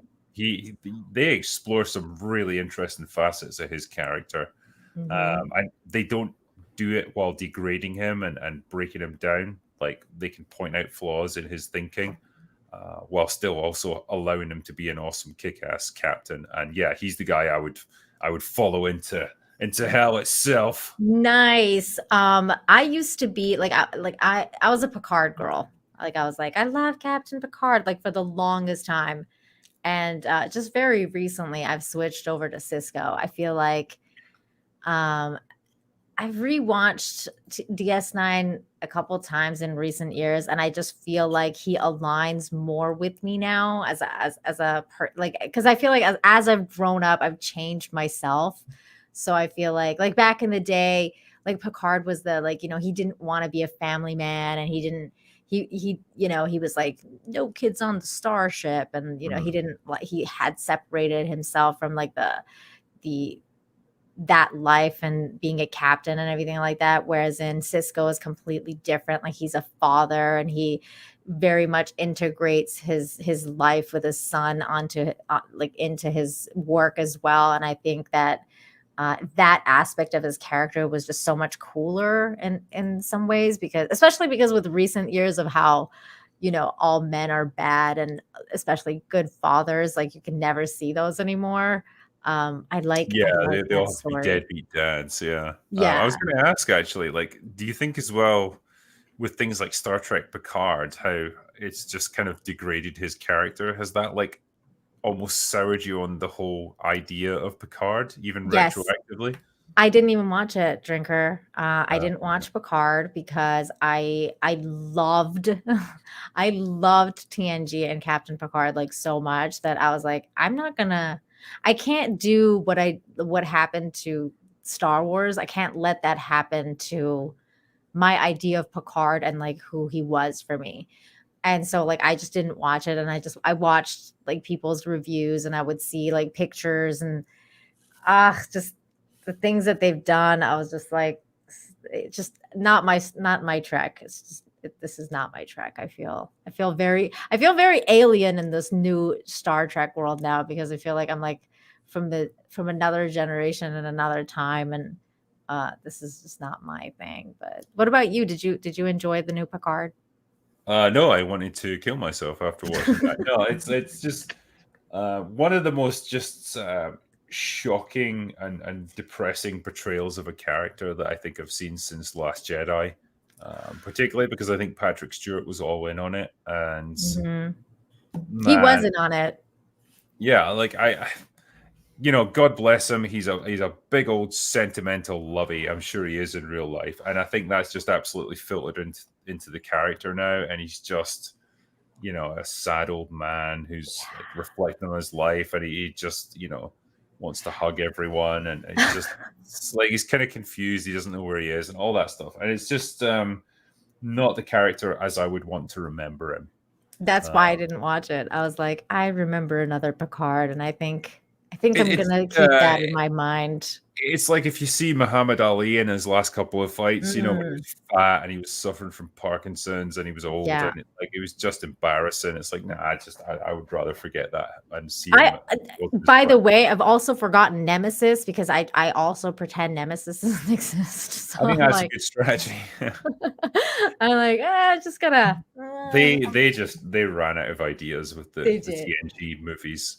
Oh my god, they ruined it. They ruined it all. Thank you so much for the super sticker, Shadow Chaser, and John Thomas for two says, I'm late with simping for Gabby on Frostcast. That was fun today, wasn't that? That was good fun. I like to act sometimes. I don't know how John you kept it going for like 2 hours, man. I Honestly. know. I don't know either. I have no idea. But hey, you gotta do what you gotta do. John Thomas for 20 says, Nina, have you or Drinker read Recluse or Imager series by L.E. Modestis? I can't read that. Modestit. Yeah. Thank you. He has very interesting and original take on magic systems, order, chaos, and recluse, and see it in your mind and imager. Both has realistic limits. I have no idea what you're talking about. How about No, you? I'm afraid I don't either. Okay, well, there you go. But that's interesting. I will have to take a note of that, John Thomas, and look into it. Thank you for that suggestion. And then let me go back to these one. Mr. Buttcrack Media, thank you for the super sticker. Leonard S for 5 says, anybody in England think Elizabeth should have stepped down, say 20 years ago, to give Charles a chance? I mean, I can't speak for everyone, but yeah, generally monarchs don't really retire. Yeah, it's the kind of job that you're in until you die. That's just like the tradition behind it. So yeah, you don't really retire at 60 or whatever, like a normal job. So I've never really heard of a monarch stepping down other than like abdicating the throne, you know? yeah, sometimes they're forced to abdicate, or like, what was his name? King Edward's. He was forced to, abdicate because he wanted to marry Wallace Simpson and all that stuff. But yeah. Different situations. Yeah. Terminal, thank you so much for the thumbs up. Uber Geek, the Uber Geek for 5 says, I fully admit being a pro-monarchy, but the real issue with her death is the uncertainty. Will Charles be able to handle Markle, for example? I don't think Markle has anything to do with anything. I mean, yeah, it's just punt her back to America where she obviously wants to be. I guess she doesn't want to have anything to do with the royal family, so we'll leave her be. Yeah, it was funny because they went to Canada at first, and then Canadians got pissed off and they were like, we don't want these fuckers here, because they were like taking way too much taxes, so that they kicked them out and they went to LA. I don't know what the American perception of her is, but like the British, they hate her. Oh, okay, so it's not just us then. No, everybody hates her. Canada hates her. England hates her. The United States hates her. Everybody hates her. Okay, right. It's not just us then. All hated all around the world. Joker Voice for 10 says, Hail Nina and Drinker. Good news. I can finally relate to Star Wars because stutterers are finally represented by a droid that gets peed on. Wait, what? Yeah, so there's a droid that gets pissed on by like guard dogs, and then it's kind of defective, like because it's old and it stutters and it can't process things properly, and it has to keep recharging itself. It's funny. No. It's funny, everyone. Yep, great stuff. Okay, well, okay then. I'll take your word for it because I don't watch Disney Star Wars. He also said, for fuck's sakes, hashtag keep talking. We'll always talk. The Uber Geek for 5 says the ROP doesn't matter, as from 7 minutes and 20 seconds into the first episode, the deviation from the legendariums are so profound. Everything now is fake.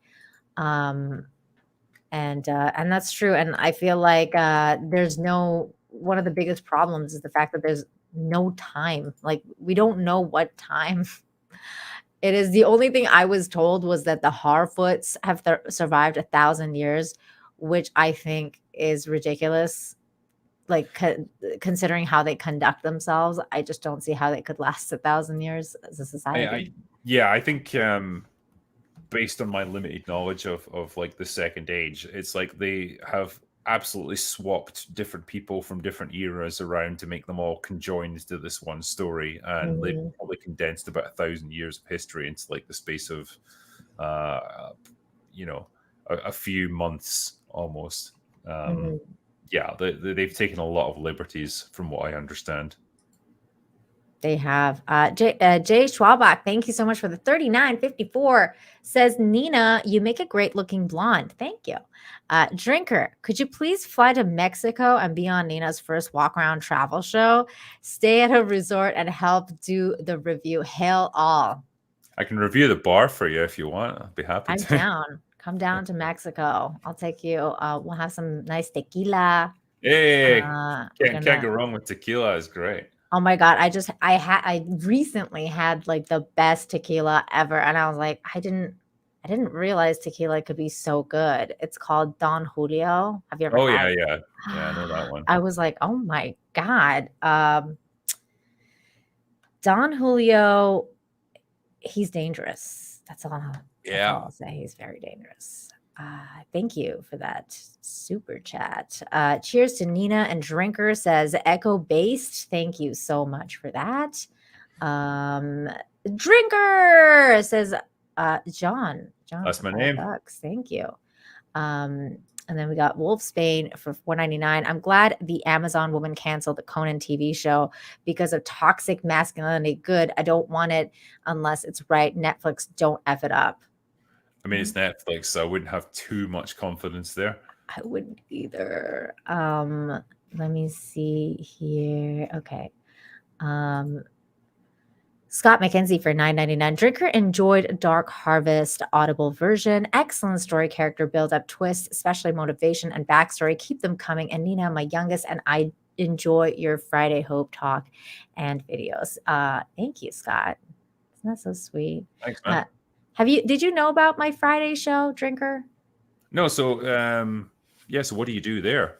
So on Fridays, I have a show called Infinite Hope where I balance out the world that I talk about on this show with positive news, because I feel like we need positive news for a change. We're always talking about negative things. So you know how like earlier in the stream you talked about people finding a ring in a toilet bowl? I talk about stuff like that all the time, like people who comb beaches with those what's it called, the Metal detectors. the metal detectorists, the metal detector stories, or archaeology stories, or just like heroes in real life that rescue people from fires all the time, that kind of stuff, just You like need that, pure yeah. goodness. No, I like that. There's a Twitter like feed that I follow called dudes posting their wins, and it's just like really nice, wholesome stuff. And it's like, oh man, you know what? Sometimes you just need that. That's what I do. That's what I do on Fridays. I just need good news because, especially like during the COVID situation, I was really, really like bummed out and kind of really depressed. So I was like, I think we all could use some uplifting news. So I started doing that. So if you ever in need of, like, if you're feeling like, oh my God, the world's getting me down, Drinker, and you're like, my bottle's empty, I don't know what to do with myself, just come to my channel on Friday and you'll get some positivity. Nice. There you go. I like it. Joseph, thank you so much for the $4.99. Says, yo, Drinker, I guess the directors for Batgirl didn't take my advice. They didn't exactly say they almost finished, though. Thought they didn't start yet. Not quite sure what he's trying to say to us there, but yeah, man, they got a bit screwed over, I guess. Their movie got deleted essentially, and like they couldn't salvage any of the footage or anything. It was all deleted from the servers at Warner Brothers. So wow, yeah, that was proper savage. That was. I kind of want to see his other movie. Not Keaton, but Brendan Fraser. He's got another movie out. It's called like Whale. Whale. I want to see that. So yeah, I think he's a writer or something, and he's morbidly obese in it. So he's wearing a fat suit, and yeah, apparently his performance is meant to be amazing. So yeah, I've heard. I want Brendan Fraser back. I've missed him. He just seems like a really nice guy, and I think he's gotten a shit deal out of Hollywood. So man, agreed. We need more Brendan. He needs a renaissance now. I know. We need more of him. The Uber Geek says, oh no, we read this one. Thank you, The Uber Geek. Daniel Hazel for 5 says, for Marvel breaking the fourth wall, well, read / watch Deadpool. See, that was good. That was good. That was good stuff. John Thomas for 5 says, all the elven males look like they got beat up with ugly sticks. They did. They are a bit plug. I'm not going to lie. There's very few of them that look good. They started off strong with Galadriel's brother. Like he was like a proper chiseled looking model, and then he died.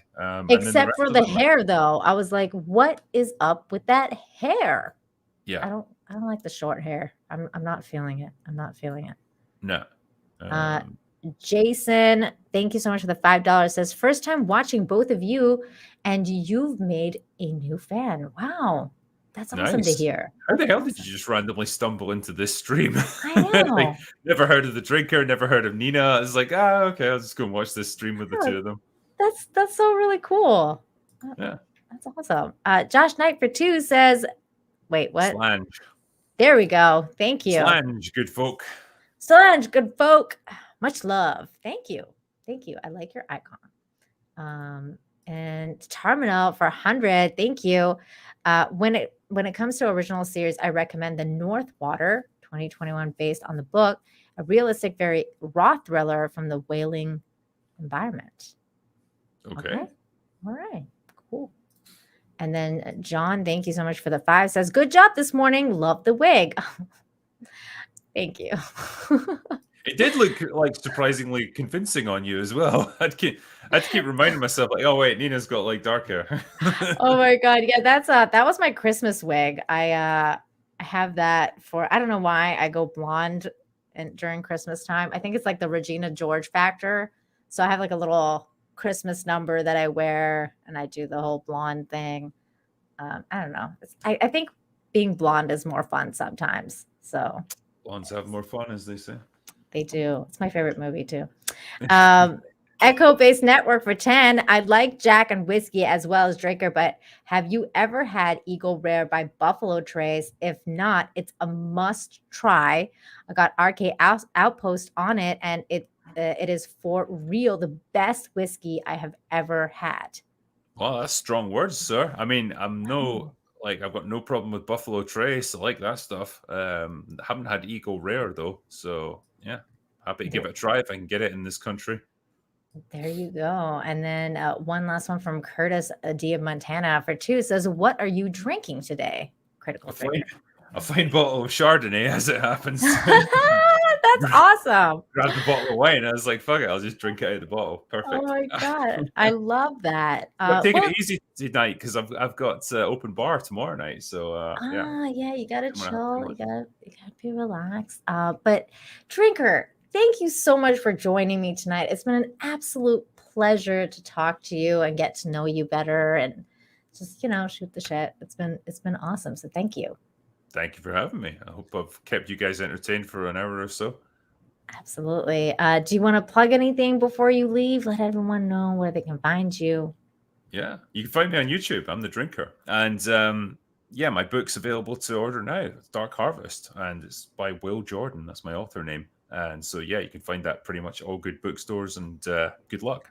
It's in the description as well through Amazon. I know we're kind of down on Amazon right now, Amazon Prime, but it is in the description there. So if you guys want to buy Drinker's books, check him out on there. And also all his Twitter's linked there, his channel. Make sure you're subscribed and all that good stuff. Thank you again, Drinker. Have a great one, man. Take care. All right. Catch you later. Bye. That was Critical Drinker, everybody. Yay. Amazing stuff. That was awesome. Sergio for 5 says, thanks, Nina. Critical Drinker, you have a good synergy. Great stream. Thank you, sir. That was amazing. It was really fun to talk to him. I figured I'll stick around for a couple minutes more because I want to talk to you guys about some other stuff that we didn't really get to cover. But some really interesting stuff have been going down recently, especially, in politics and in my the old country. I'm not Russia, but I'm not Russian. But they say from the motherland, or not Canada, but where my nationality is in Iran. There's some stuff going down, and I wanted to kind of touch base with everybody about it because shit's hitting the fan over there. At least a little bit, which is it's good. It's good. Not that it's not. I have questions, but it's something that it's very near and dear to my heart because I have family there. I'm from there. It's been an absolute crazy town for the last few days. And I wanted to talk about it. So what happened was a young lady was killed there, unfortunately. Which, and this is the article that is covering it here. What true bravery looks like. J.K. Rowling praises Iranian women protesting over the death of a woman who died after she was arrested by morality police for not wearing hijab. So this is kind of like some footage from there. The women are kind of like getting together now and finally burning down their hijab. But this is the young lady that was assaulted there by the morality police. This is something that has been kind of like a bane of our existence in Iran for a long time. One of the reasons that my family left Iran is because as I was growing up, as when you reach the age of 13, kind of like when you reach the age of puberty, basically, you're going to have to start wearing hijab. In schools, you wear hijab from basically the moment you go there. So I was wearing it from age 7, basically, because I was born after the revolution. And before the revolution in the 70s, Iran was very much a westernized country. Like, it was very westernized. We had a monarchy. We had a king, which we called Shah. And Shah means king in Farsi.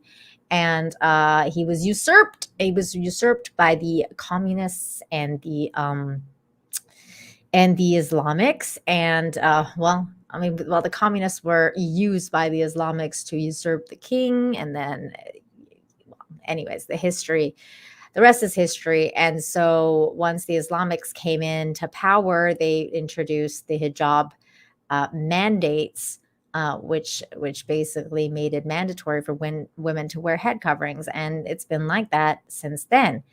And it is a really, really sad situation and sad state of affairs for women there. And that's one of the reasons my mom decided to leave Iran, because as I was growing up, she didn't want me to have to experience that and have to live in that country under those rules, under those authoritarian kind of draconian rules, which I thank her and God every day that we were allowed to leave and we were allowed to immigrate to Canada, which is a whole other reason why it's really sad for me to see Canada go the way it's been going.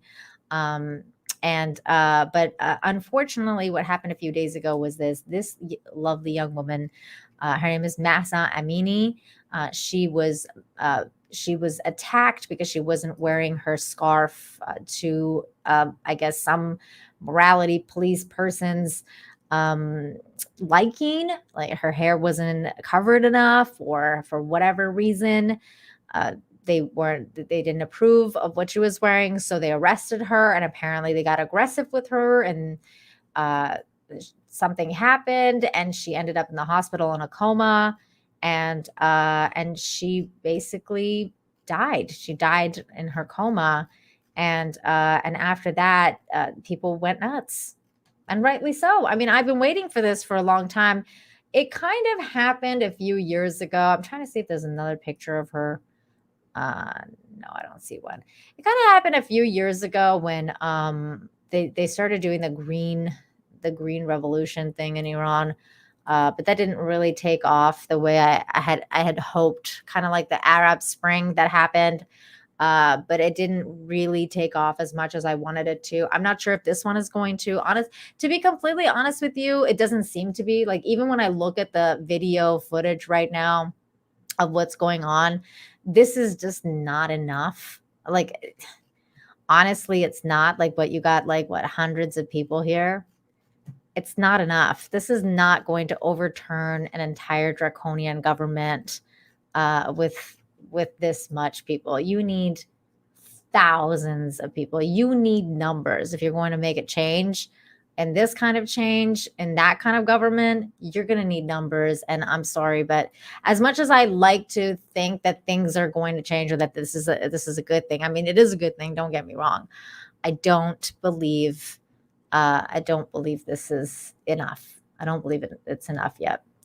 Hopefully, maybe it's a spark. Maybe it's a spark that they needed, but I just don't see it being something that I don't know. And of course, there's always the idea that other people are going to be involved in this. And by that, I mean, when it comes to Iran, there's always secret hands at work, whether it's, the CIA or Mossad or whatever. Things happen over there. And I'm not sure if we're going to actually get a legit revolution again, but we'll see. I guess only time will tell. But until then, I don't know. It's weird. It's a weird feeling because I really do want it to work and I want it to happen, but I don't know. I'm very skeptical. I'm very skeptical about all of it. So, but I thought I'd talk about it a little bit. Interestingly, I did put out a tweet about my own family because interestingly, Nazanin, which is the lady that plays Bronwyn on the Rings of Power, she made a tweet that said forced hijab is not Iran's culture, and I really resonated with that because as much as I don't like her, character in Rings of Power, and as much as I don't like a lot of her Western stance in terms of like her thinking that, the Lord of the Rings fans are racist and like that kind of stuff, like I don't agree with her at all.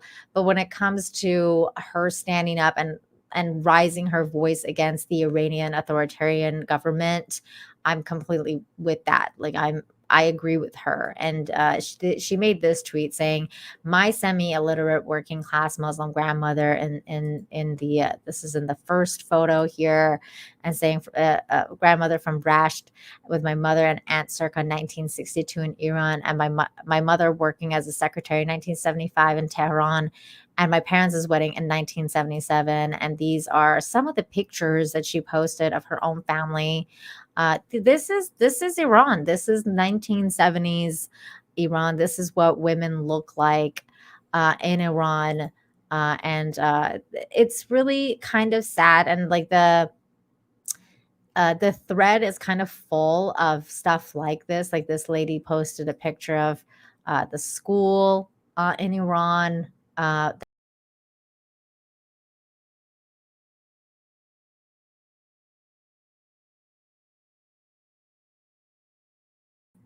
I boomered it. You guys. I pressed back on my own screen.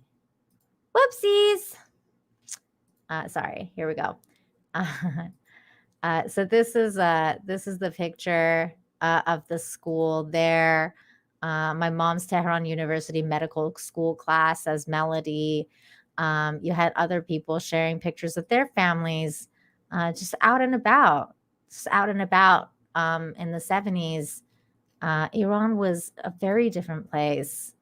Women were free, and we had style, and we had there was so much there. There's really cool pictures too of some people had shared of even women on the beach in Iran, which I can't seem to find anymore. But there's definitely some really, really cool pictures there. And it's just really cool to see stuff like that of Iran from the 70s. But it's also really sad because it just reminds me of like, what I could have been raised in, but I wasn't because it was forced away from me through the revolution. And I don't like that. I don't like the commies for this reason, people. Damn commies and damn theologians and all that stuff. This is my family's picture, and it was really faded. I got my mom to send me this, so she like took pictures of it. And so people were really cool and like started to kind of like rejuvenize these photos. Look at this one. How amazing. Oh, why? What? Somebody deleted this one? Oh no, this one was my favorite one. That's really cool.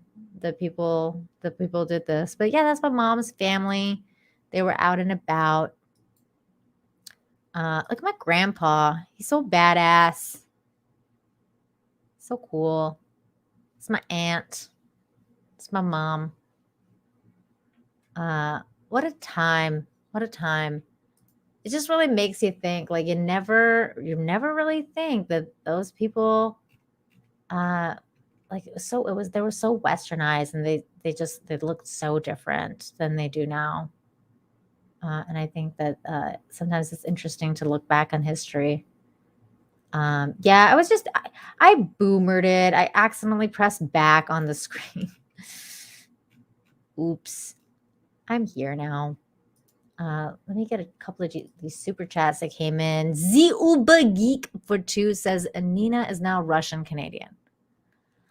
I tell you, in Mother Russia, we really want to be able to speak like this for long periods of time, but we can't because, I don't know why. I don't know why. I hope that Russia and Ukraine war is over soon so that we can get back to normal life very much soon. Thank you. Fockwolf 190D9 for 10 says, hello from Romania. Sorry, I don't have more. You don't have to be sorry, and thank you for your super chat. Z Upa Geek for another 5 says, the 1979 revolution happened for the wrong reasons. If they organize, the people can have another one for the right reasons. Uber Geek, it's really complicated. It's a really complicated history. It was infiltrated by the CIA and the British, no offense, had a lot to do with it. This was about power grabs. And I think that unfortunately, one of the things I've realized about Iran is that they got so hurt by that revolution that the people have gone completely apathetic. And I mean, completely apathetic. That's why I don't know how organic this revolution is, because honestly, they've kind of given up. They don't know, or they don't want to. They don't want another revolution. They really don't. It's just one of those things. I mean, it's good now that the spark has been lit, but will it keep going? I don't know. This is a really, really, really complicated situation. But if you guys are interested to know more about it, you should read All the Shah's Men. There's a book called All the Shah's Men. If you're interested in knowing some of the stuff that actually happened, I highly recommend that book. Or if you can get a hold of or know how to speak Farsi, if you know how to speak Farsi, or you can get a hold of the subtitles for the show, there's a show called Shahzad, which is an amazing Farsi show. It's a Persian show about what happened during the revolution, and it's like Persian soap opera, but about the revolution. It's just like, it's probably one of the best TV shows I've ever watched in my life. And it's Iranian, and it's called Shahzad. And if you guys can get a hold of it with subtitles, I highly recommend it. But that's like really fringe. Not sure if you can get a hold of that. Bird up for 10 says, some years ago, I saw a picture in an article that showed some Iranian women in the late 1960s, I believe, and it surprised me. I had never known Iran to be anything other than an oppressed theocracy. Yeah, it's very surprising. Let me see here. Trying to see if I can find that picture of, yeah, hold on. See, like this is let me share these images with you. Thank you for that super chat, Bird Up. Like this is look how crazy it was. Like this is Iran in the 60s. Like women at the beach. Just like chilling out. This is before segregation. because now like in like the beaches are segregated in Iran, and like men and women are always separated and everything now. It's a completely different world. I feel like it's almost like it's going to another dimension. It's not even like, oh, this was just a different time. I feel like it's another dimension at this point. It's like when you cross over that threshold, like that different world, it's like that. That's how different it is. That's how different it is. Mark Hills became a member. Thank you so much. And I really love your avatar. It's an avatar of Avatar, Last Airbender. I love it. I love it. I'm very sad about what Netflix is probably going to do to the live action version. Johnny, thank you so much for the $1.99. Says the Canadian Spy Department is called the CIA. No, I totally got that wrong. The CIA, the CIA, the CIA is called the CIA. Thank you. That's good. That's good. Yeah, I'm afraid so. I'm afraid so, Graham. And they also got rid of the creators of the show. They walked away because they were like, we don't like what you're doing with our show. So they left. That gives you a lot of hope, doesn't it? It's kind of crazy. It's kind of crazy that way. But yeah, I don't know. Some days I have a little bit more hope than others when it comes to this kind of thing. It is a crazy time to be alive, though. It's a crazy time to be alive. I feel like things are changing every day. Are you talking about Shahzad? It's this. I'll put it in the chat.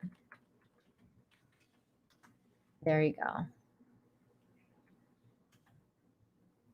Shahzad is a name of a woman. The main character is a woman. What do you know, huh? It was such a good show. I wish you could all watch it, because I don't know if you can find. I don't know if you can find it with subtitles, but it was so good. What does my shirt say? It doesn't say anything. I'm not wearing a shirt that says something. Let me see. Okay, what else do I got for you that I wanted to watch? Woke. That's hilarious. That's funny. This is just because it has a female character. It's woke. That's funny. Okay, here's another one. Here's another thing that's going on. I thought this was interesting. This has to do with U.S. politics. I agree. I think she is beautiful, but she needs to step up her acting chops for Rings of Power. And she needs to start. Zip it, lady, when it comes to Western politics and, fans being racist and stuff. Like, zip. Other than that, you can be as vocal as you want about Iran and places that actually need people to speak up for them. I'm all about speaking out against, speaking out against bad places like North Korea and China and different things like that, where people are actually being oppressed. I'm all about that. Go for it. Talk about it all you want. But when you're talking about, other things, maybe not so much. Maybe don't talk about how everyone's racist in the US. I don't know. I feel like that's a bit, I don't know. Is it too much to ask? I don't know. The Uba Geek for $5 or £5, I should say. Have you ever seen Ben Affleck film Argo covers the smidges of Iran? Yes, I have. Well, actually, I watched it, but it was years ago, and I wasn't really feeling it back then. I think it's one of those films I have to go watch again. I heard it's really good. I saw his interview with Bill Maher, though. That was one of the things that really made me gain respect for Ben Affleck, was his interview with Bill Maher about that movie when he went on a show. And then Bill Maher said like the stupidest shit. And then Ben Affleck got mad and like put him in his place. I thought that was freaking gold. Speaking of gold, actually, there was some lady that dropped some knowledge on, I was going to say Don Lemonor, but it's actually Don Lemon. It's like literally Don Lemon. On, God, where was this? I have to scroll through my Twitter really quick. This was an epic video, and I feel like we have to talk about it because it was just so good. Hold on. It was like, it left Don Lemonor, Don Lemon, completely like speechless. And I was like, yes. Oh my God, there's this bit too. I really like this too. Hold on. Okay. I have to share that as well. It's like when you go down your Twitter feed and then you realize, oh, I want to talk about all the stuff. Hold on. I think I sent that video to my friend John. Oh yeah, there it is. Okay, great. Thank God. Speaking of John, we're going to be hanging out next week. Next Wednesday, John and I are going to be doing Infinite Talk, 10 p.m. Eastern, everybody. So John Talks will be here, and we're going to hang out. Okay, here we go. This is the Don Lemonor one. Don Lemon. God, he literally looks like Don Lemonor. Wow, she just shut up Don Lemon. Okay, let's see. This was great. I really liked it. Okay, here we go. Who are asking for reparations for colonialism, and they're wondering, $100 billion, $24 billion here and there, 500 million there. Some people want to be paid back, and members of the public are wondering, why are we suffering when you have all of this vast wealth? Those are legitimate concerns. Well, I think you're right about reparations in terms of if people want it, though, what they need to do is you always need to go back to the beginning of a supply chain. Where was the beginning of the supply chain? That was in Africa. And when it crossed the entire world, when slavery was taking place, which was the first nation in the world that abolished slavery? First nation in the world to abolish it. It was started by William Wilberforce, was the British. In Great Britain, they abolished slavery. Wow. 2,000 naval men died on the high seas trying to stop slavery. Why? Because the African kings were rounding up their own people. He was not expecting this. Waiting in the beaches. No one was running into Africa to get them. And I think you're totally right. If reparations need to be paid, we need to go right back to the beginning of that supply chain and say, who was rounding up their own people and having them handcuffed in cages? Absolutely. That's where they should start. And maybe, I don't know, the descendants of those families where they died in the high seas trying to stop the slavery, that those families should receive something too, I think, at the same time. It's an interesting discussion. Not the answer he was expecting. No, it wasn't.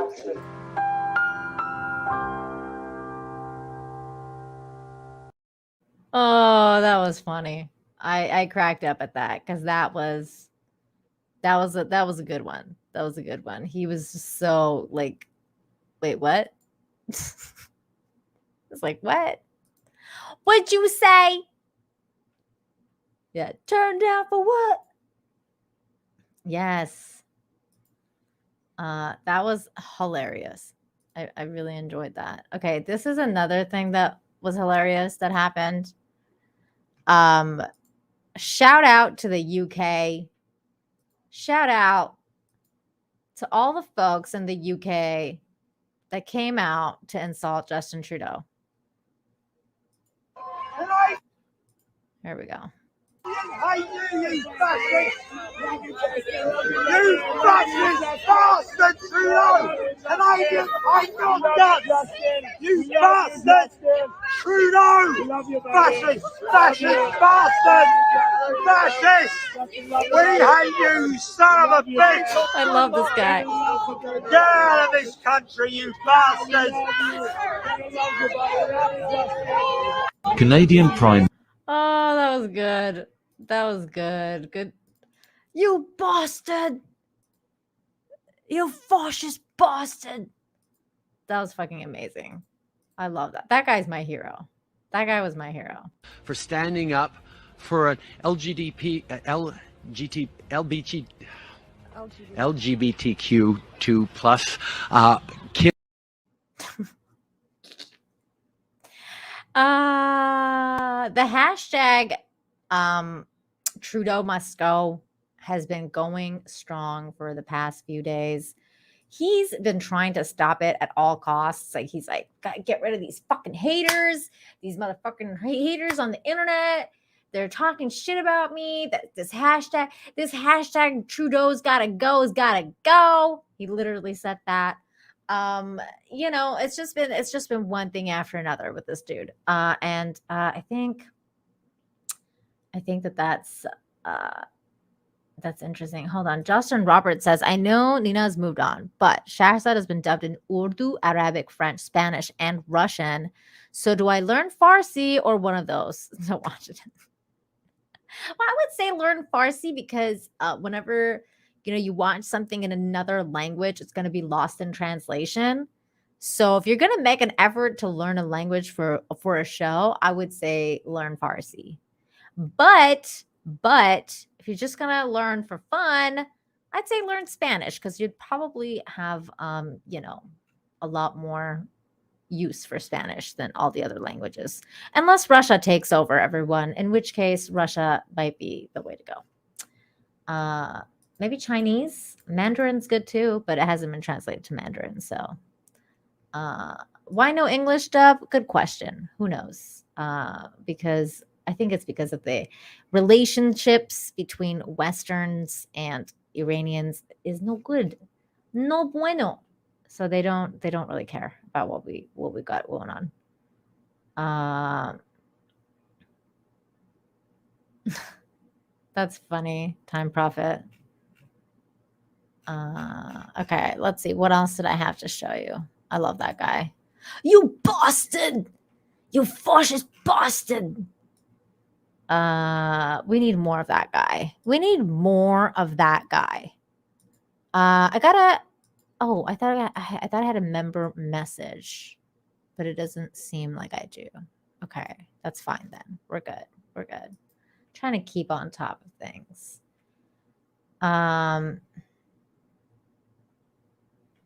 No me gusta, says Brias. Bird Up for 5 says, never forget Trudeau is the elected leader of a Western society who attacked the trucker protest by literally saying they hold unacceptable views.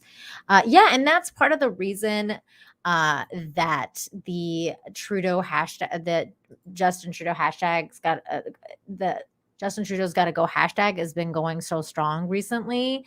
I retweeted a couple of them just to show you a couple of examples. Here is someone that tweeted out, where is it? Here we go. I'm 56-year-old naturopath with 30 years of clinical experience. Since the rollout of the jab, I've had to treat 47 people with this. Many are teenagers, unacceptable views from Quebec and New Brunswick. Hashtag Trudeau must go. Trudeau has to go. And this dude, and a lot of people have been doing this. Here's another guy right here saying, 40 years old husband and father to courageous wife and kids. I helped protect Justin Trudeau in Canada and abroad. I couldn't be silent about the harms of this stuff. Denial of the early treatment and intimidation / censorship of the media, science experts. Hashtag Trudeau has to go. And if you go to this hashtag, like there's a lot of people just coming out and talking about their experiences and their worries about Canada and how the fact that they want Trudeau to go. So we need more of that. We need more of that. Yes, I didn't say some of the words because of YouTube. I know you guys can read. You know how it is. And by the way, Mama YouTube, just disclaimer.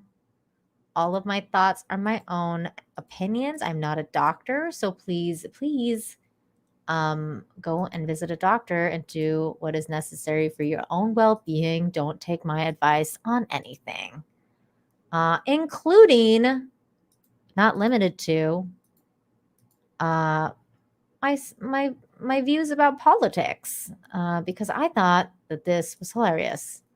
CNN headline writes, Donald Trump is still very unpopular. The revived political hopes of Democrats heading into the midterm elections are due in no small part to this fundamental political reality that Donald Trump is very, very unpopular. Really? I mean, you could have fooled me. They're obsessed with him. They're obsessed. It's like they cannot stop talking about him. The second he left the office, their ratings dropped because they didn't know what else to do. So they were like, okay, you know what? Let's just talk about him anyway, because he's just so dangerous. This is hard-hitting journalism at its finest. I could not stop laughing at this article. F. Hoosie for 2 says, Shahzad is here on YouTube on Lotus Play channel. Oh my God, everybody go check it out. Does it have the whole series though? I think it might be just season 1, but my God, that's good.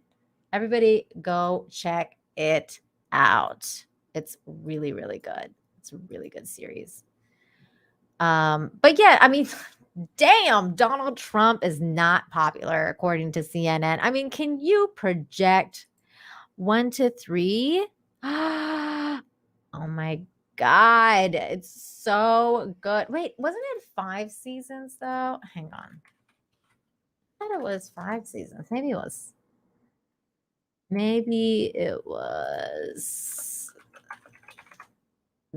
3. Maybe it was 3. I'm just Wikipediaing it really quick. It's 3. Oh my God, yes. Yes, go watch it. Everybody go watch this. It's so freaking good. It's so freaking good. I love that show. Thank you for letting us know about that. That's awesome. Thank you. But yeah, so unpopular. Joe Biden made a speech about him. I know. He's so unpopular, you guys. Just incredibly unpopular. Rent-free. Literally rent-free in everybody's head. Like, are you kidding me with this? Are you kidding me with this, CNN? I mean, this is just pathetic at this point. It's just pathetic. Interestingly though, in Donald Trump news, because other things have happened. I mean, we know about the Mar-a-Lago stuff going on. We know about a lot of the stuff happening with Trump. Is very interesting. He's going through that court case right now. Well, guess what? There's more court cases going to be happening with regards to Donald Trump, of course, because the midterms is coming up and they have to stir the pot. So right now, Trump rape accuser Jean Carroll plans new lawsuit against the former president. This lady, whew. Oh my. Okay. So a writer who accused Donald Trump of raping her more than a quarter century ago plans to file a new lawsuit against the U.S. former president, whose lawyer called an effort to extraordinarily prejudicial. Yeah, you can say that again. In a letter made public on Tuesday, a lawyer for Jean Carroll said the former Elle magazine columnist plans to sue Trump for battery and intentional infliction of emotional distress under New York State's Adult Survivors Act. The law, recently signed by New York Governor Kathy Hochul, gives adult accusers a 1-year window to bring civil claims over alleged sexual misconduct, regardless of how long ago it occurred. Carol has accused Trump of raping her in late 1995 or early 1996 in a dressing room at the Bedford Goodman department store in Midtown Manhattan. Really? Really? I feel like that's just so like something that Donald Trump would never do. Like if he's gonna take someone, I don't know if he's gonna do it in a freaking dressing room in Bedford Goodman department store. Just sounds like something that Donald Trump would like never do, but whatever. Trump has denied raping Carol and accused her of concocting the rape claim to sell her book. Hey, I'm not gonna say anything. Carol's lawyer, Roberta Kaplan, said her client plans to sue Trump on November 24th when the state law takes effect, and that the claims that Carol's existing defamation case against Trump could be tried together in February 2023. In a letter responding to Kaplan, Trump's lawyer, Alina Habba, said Trump admittedly objected to combining both cases after both sides finished gathering evidence for trial, and that it was extraordinarily prejudicial to add the new clients. Anyways, you guys get the drift. This lady is suing Donald Trump. I guess we'll see what happened, but it sounds really dumb. I don't know. It sounds really transparent. I just can't believe anything anymore, especially when it comes to Donald Trump, because I feel like they hate him so much that I don't know. It just feels like they'll do anything. They'll do anything to smear his name, short of making this shit up. I mean, I don't know if they've made this shit up or not. I can't tell you, obviously. I just think it's pretty interesting that it's these kind of articles are dropping so close to the midterm election. I feel like that's by design. You can take that to the bank.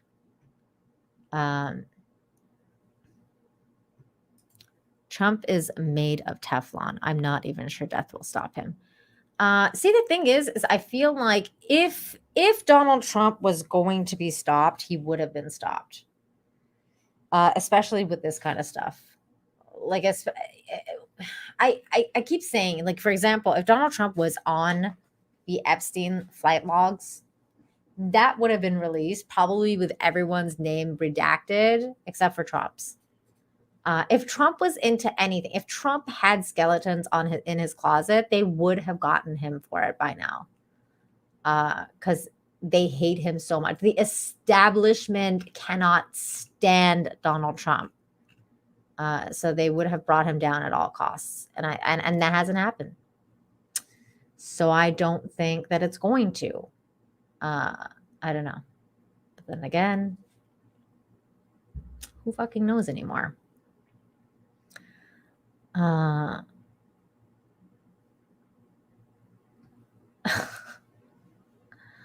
Yeah, that's funny. Okay. I guess let me see what else did I want to talk about. Oh, I just saw this headline and I was like, see, get out of here.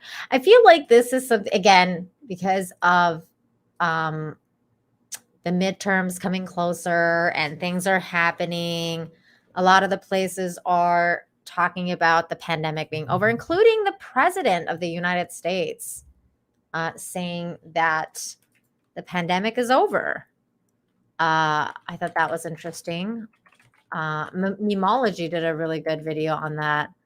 It was like a 30-second video. Hold on, let me see if I can find it, because Memology puts out videos every 5 seconds. Okay, here we go. This was great. Here's a video of, shout out to Memology. He's amazing. I like this video. Mr. President, first Detroit Auto Show in 3 years. Yeah. Is the pandemic over? The pandemic is over. We still have a problem with COVID. We're still doing a lot of work on it.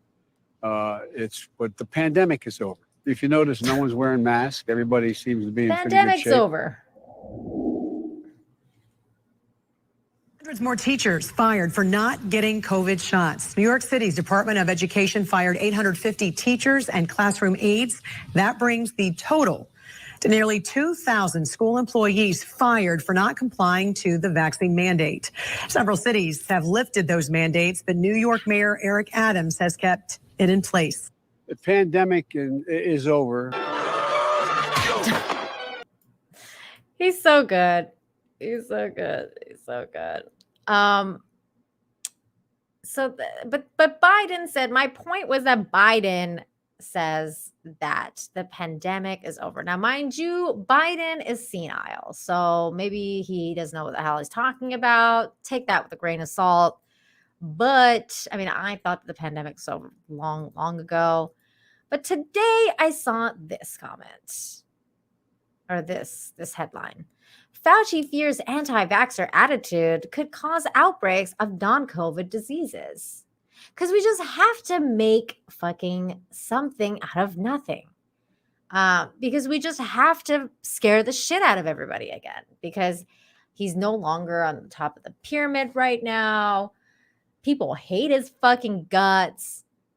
So now this anti-vaxxer attitude, he's saying, could cause outbreaks of non-COVID diseases. I wonder what he's talking about. Could it possibly be monkeypox? I am not gay. I have relationships with women, sex with men. And I got news for you.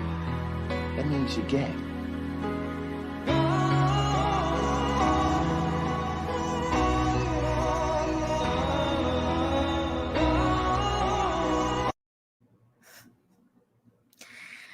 The article reads that he basically said, I'm concerned that the acceleration of the anti-vaxxer attitude in certain segments of the population might spill over into that kind of negative attitude towards childhood vaccinations, Fauci told the Financial Times in an interview published Sunday.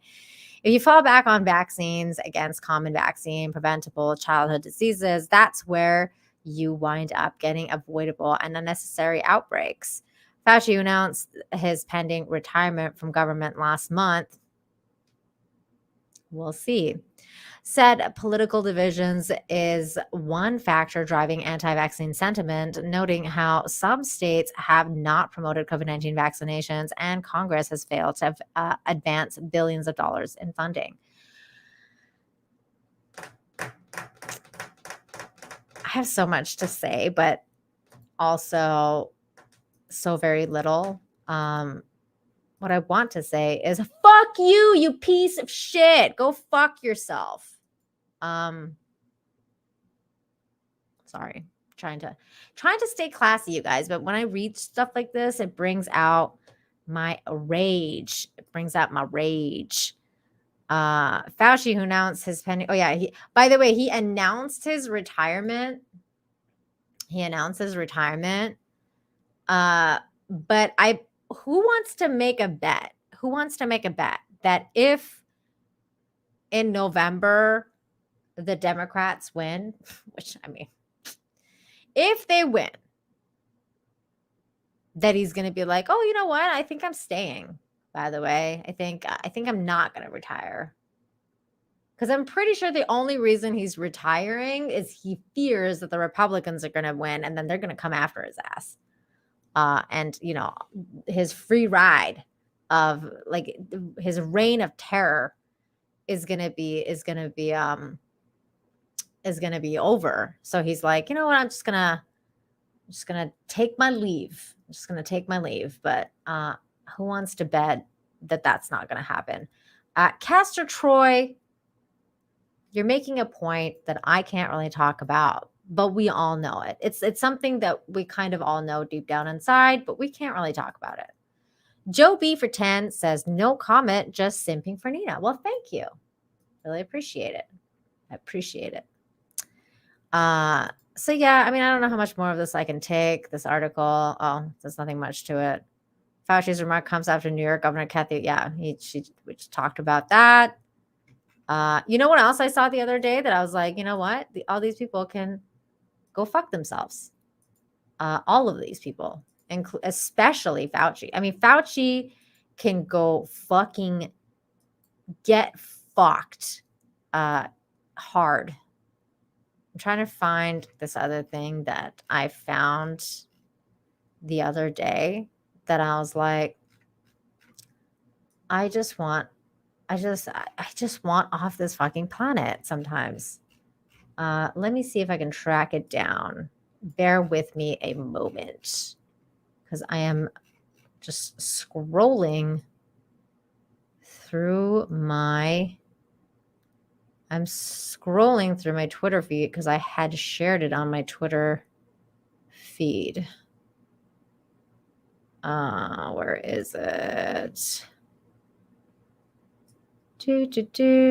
Sorry, guys. Just give me a moment.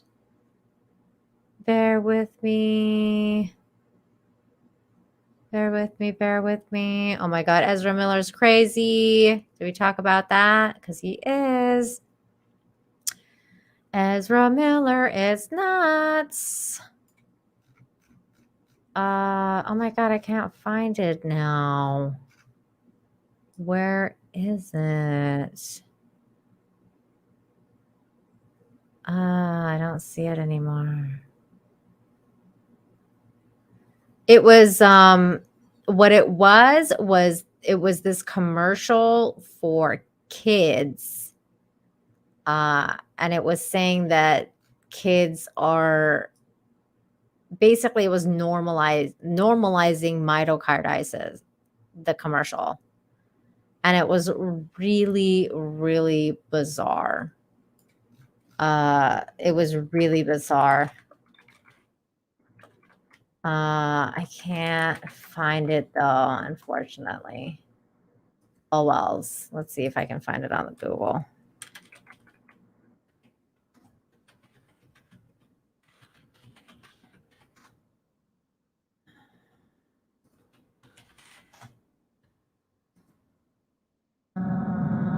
Let's see. I found it. Here we go. I should have just done this from the beginning instead of scrolling down my Twitter feed for 20 minutes. Sure, that was fun for you guys to watch me scroll down Twitter. Here we go. This is it. I've been into fashion since I can remember. But one day I had a stomachache so bad I didn't want to do anything. The team at New York Presbyterian said it was actually my heart. It was severely swollen. Something called myocarditis. But doctors gave me medicines and used machines to control my heart. They saved me. So now I can become the next great fashion designer. You're not normal. This is not normal. People, this isn't normal. This is not normal. No, this isn't normal. Stop making this a thing. 201 Studios. Hi. Says for $5, isn't the president of the United States saying many times definitively that the pandemic is over enough? The president said it. Yeah. You know what else he said? Like at the very beginning when they rolled out the vaccine, that it would work and you would never get COVID. He said that many times.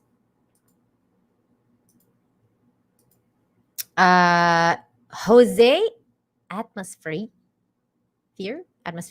Thank you so much for the $2. Says, don't worry, Wonder Lady. Fauci's 15 minutes are up. I hope so. I freaking hope so. He needs to go. Trudeau needs to go. All these people just go away. Just get. Nina, you look like Gabby.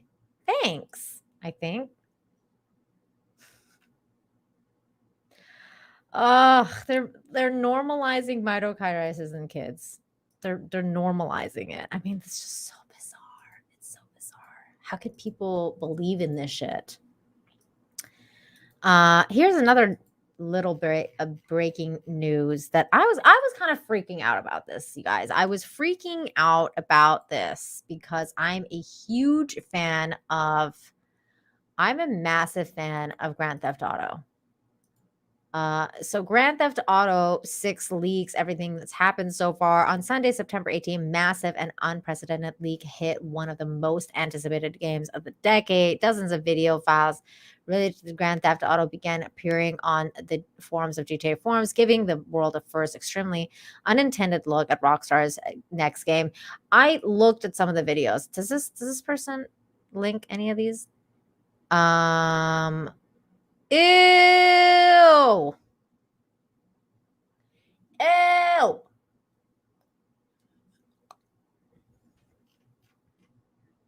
Fuck Naughty Dog and this guy right here. Fuck him. Oh, here's one. Here's one. I saw some of these and it looked really interesting. I don't hate it. I don't hate what's going on. I don't hate what I've been seeing. And to be completely honest with you, I have some concerns because, we've been hearing about the woke marketing and the woke, what's going on with Grand Theft Auto, that it could be a lot more woke than it has been before. And the thing to me is, I think that Grand Theft Auto was ready for a female character. I'm one of those people who I like playing as female characters when I play video games. I'm actually a huge fan of playing as female characters in games. So like whenever I play anything, I play female characters if I have the choice. Obviously in games like, The Witcher, when you're Geralt, like obviously like I'm fine with playing that because that's an RPG game. But I like playing as female characters. So I was always kind of looking for a female character in Grand Theft Auto. I thought it's about time that they get the female character. But what's weird about it though is that I feel like it's just tainted now.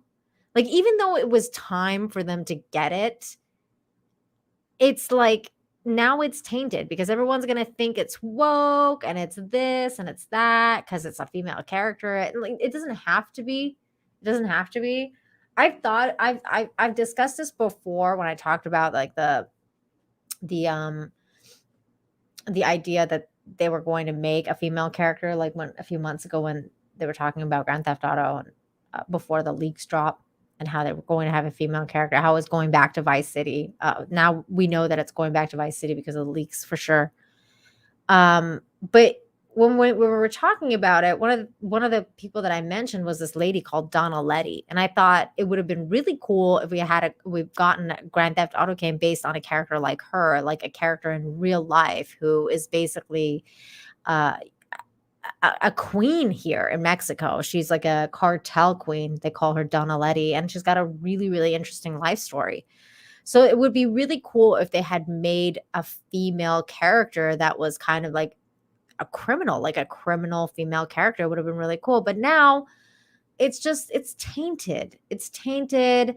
And I feel like, is this one of those things where Grand Theft Auto 6 is going to be as epic and as amazing it as always has been, and it's just they're going down the woke marketing trap that they usually do? I mean, it's been kind of crazy recently with Marvel and Disney and all these fuckers like doing this like woke marketing or fan baiting, if you will.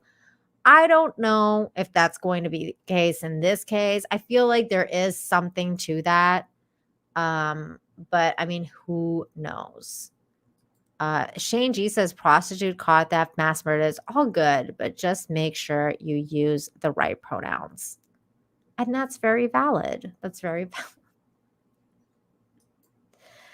valid. That's very valid.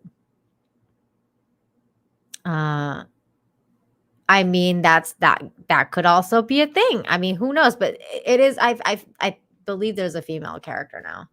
What's even more weird about it, though, now that like some details have been coming out about the situation, is, and I don't know if this is true, because how legit is rap TV? I'm not sure, but I did see this tweet and I was like, is this real?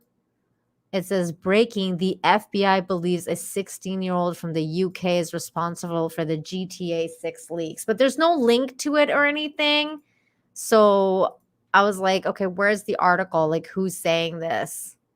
I don't know. I don't know if this is real or not. So I've kind of been just like, I'm like, okay, well, let me try and figure out if this is real or not. But I haven't been able to find anything yet. Let's see. Here's an article about it about 12 hours ago. Let's see here, from Car Scoops.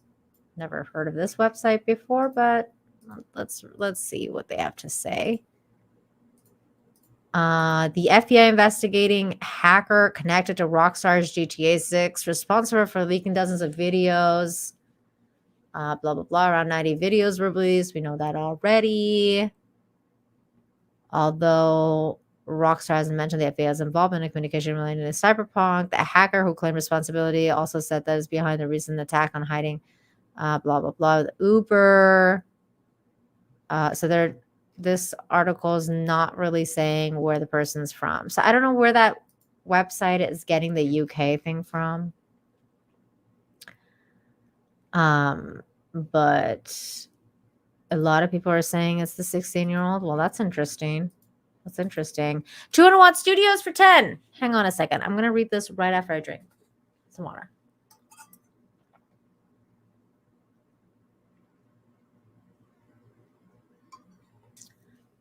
I was making the point that suddenly the president isn't in charge by these pundits.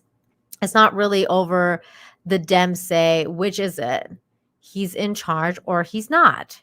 He's in charge or he's brainwashed. I don't think they even know. I don't know. You're right though. I mean, it's kind of crazy. I don't know.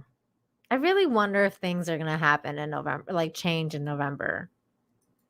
Sometimes I feel like they will, and sometimes I feel like they probably won't. I don't know. Hang on a second.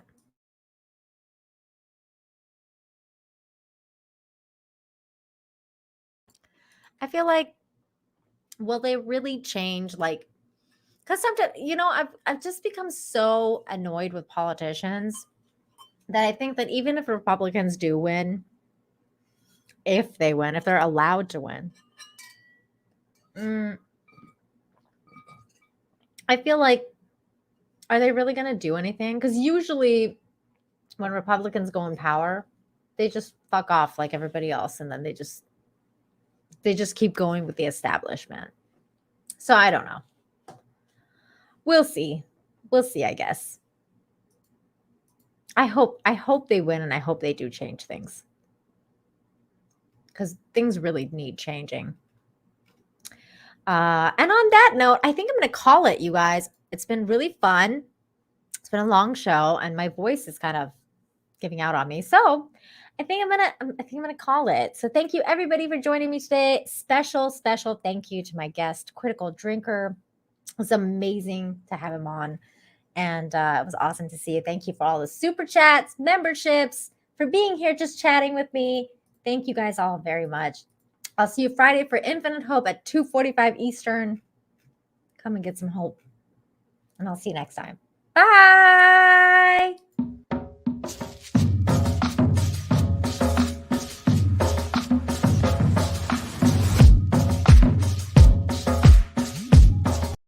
Oh, wait. 200 Watt Studios are killing me.